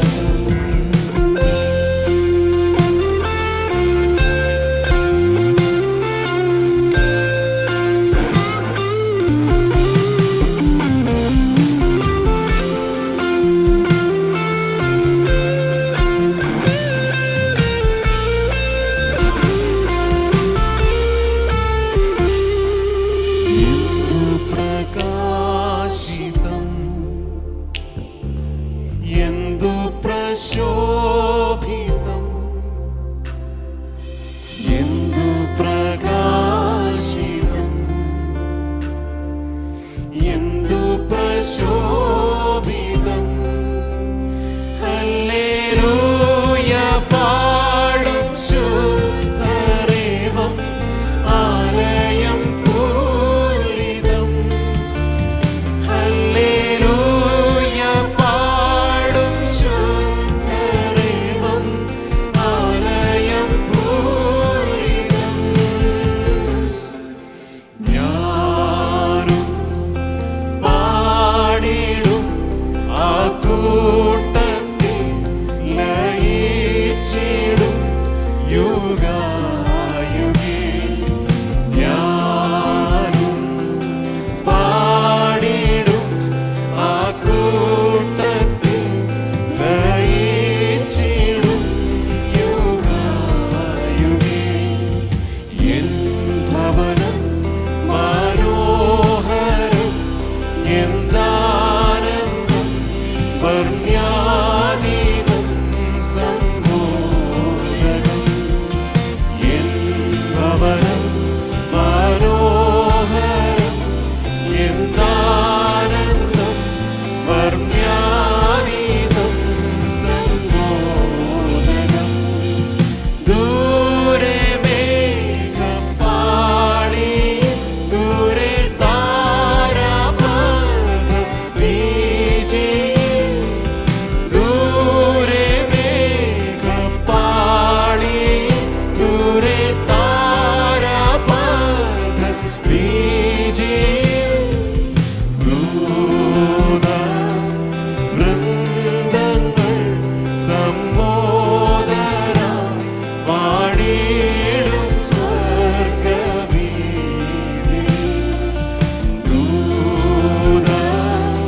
വൃന്ദങ്ങൾ സമ്മോദരായി പാടിടും സ്വർഗവീഥിയിൽ.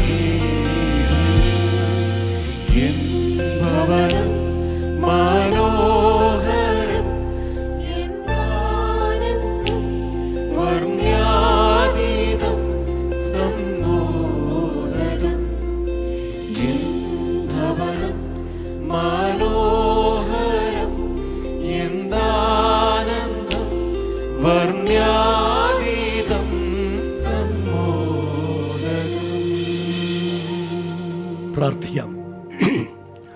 സ്നേഹവാനായ ദൈവമേ, സ്വർഗീയ പിതാവേ, അനുഗ്രഹീതമായ കർത്തൃദിവസം ഞങ്ങൾക്ക് വിവിധ സ്ഥാനങ്ങളിൽ നിന്നും കൂടി വന്ന് അങ്ങയുടെ സന്നിധിയിൽ അല്പസമയം ആരാധിപ്പാൻ ലഭിച്ച ഭാഗ്യത്തിനായി സ്തോത്രം ചെയ്യുന്നു.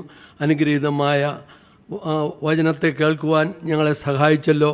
അവിടുന്ന് ഞങ്ങൾക്ക് വേണ്ടി കാൽവറിയിൽ ചെയ്തെടുത്ത അനുഗ്രഹീതമായ പ്രവൃത്തിയെ അനേകരോട് പ്രഘോഷിപ്പാൻ ഞങ്ങളെ ഓരോരുത്തരെയും സഹായിക്കണമേ എന്ന് ദൈവത്തോട് പ്രാർത്ഥിക്കുന്നു. ഞങ്ങൾക്ക് നൽകപ്പെട്ട ആത്മശക്തിയെ ഓർത്ത് ദൈവത്തെ സ്തുതിക്കുകയാണ്. കർത്താവെ, വന്ന സമയം മുതൽ ഈ സമയം വരെ അവിടുത്തെ ചിറകടിയിൽ ഞങ്ങളെ കാത്തു. തുടർന്നുള്ള ഒരാഴ്ചക്കാലം ഞങ്ങളെ അവിടുത്തെ സന്നിധിയിൽ സമർപ്പിക്കുകയാണ്. കർത്താവെ, വീണ്ടും ഞങ്ങൾ കൂടി വരുന്നവരെയും അവിടുത്തെ ചിറകടിയിൽ ഞങ്ങളെ മറയ്ക്കണം. അവിടുത്തെ പൊന്നുനാമം മഹത്വമെടുക്കണം. യേശു ക്രിസ്തുവിൻ്റെ നാമത്തിൽ അപേക്ഷിക്കുന്നു. കൃപയോടെ കേൾക്കണമേ സ്വർഗ്ഗപിതാവേ. ആമേൻ.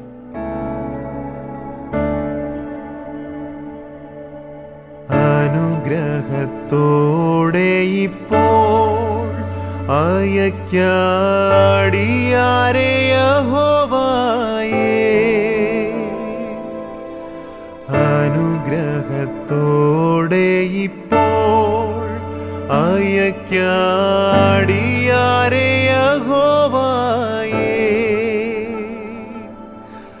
മനസ്സലിവുടയ മഹോന്നത പരനേ വന്ദനം നിനക്കാമേൻ. മനസ്സലിവുടയ മഹോന്നത പരനേ വന്ദനം നിനക്കാമേൻ. വന്ദനം നിനക്കാമേൻ. വന്ദനം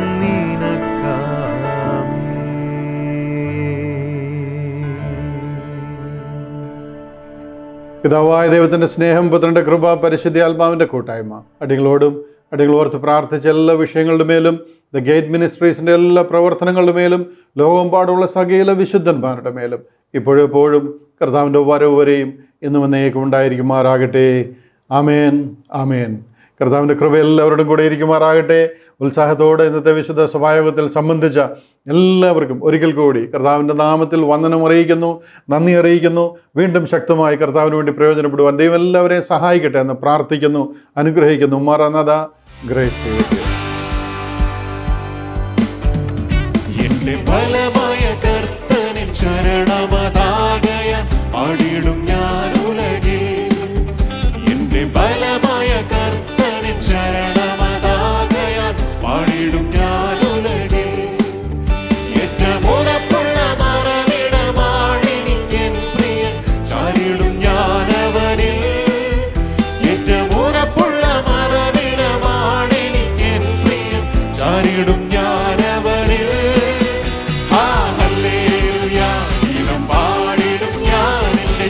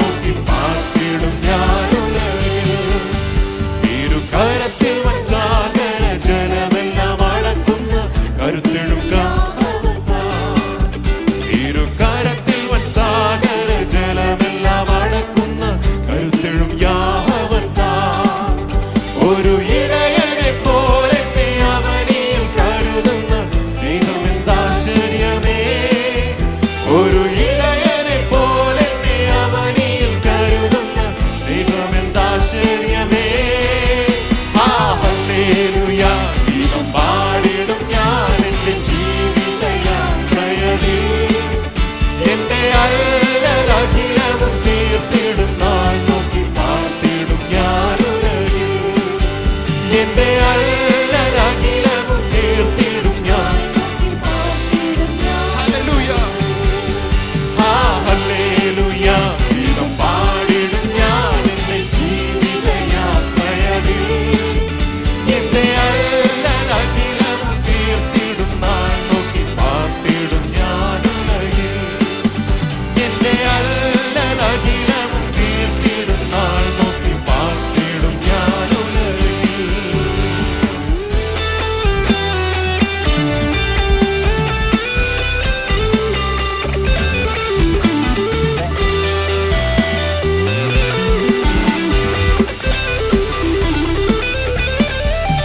ഉള്ളം കലങ്ങുന്ന നേരത്ത് പ്രിയൻ തൻ വാഗ്ദത്തം ഓർപ്പിച്ചുണർത്തുമെന്നെ. ഉള്ളം കലങ്ങുന്ന നേരത്ത് പ്രിയൻ തൻ വാഗ്ദത്തം ഓർപ്പിച്ചുണർത്തുമെന്നെ. ഉള്ളം കരത്തിൽ വരച്ചവൻ ഓർമ്മിക്കതീശത്താൻ എന്നോട് ആശ്വാസകൻ. ഉള്ളം കരത്തിൽ വരച്ചവൻ ഓർമ്മിക്കതീശത്താൻ എന്നോട് ആശ്വാസകൻ. ആ ഹല്ലേലൂയ ഗീതം പാടിടും ഞാൻ എന്റെ ജീവിതയാത്രയതിൽ. എന്റെ അല്ലലഖിലവും തീർത്തിടും നാൾ നോക്കി പാർത്തിടും ഞാൻ ഉലകിൽ. എന്റെ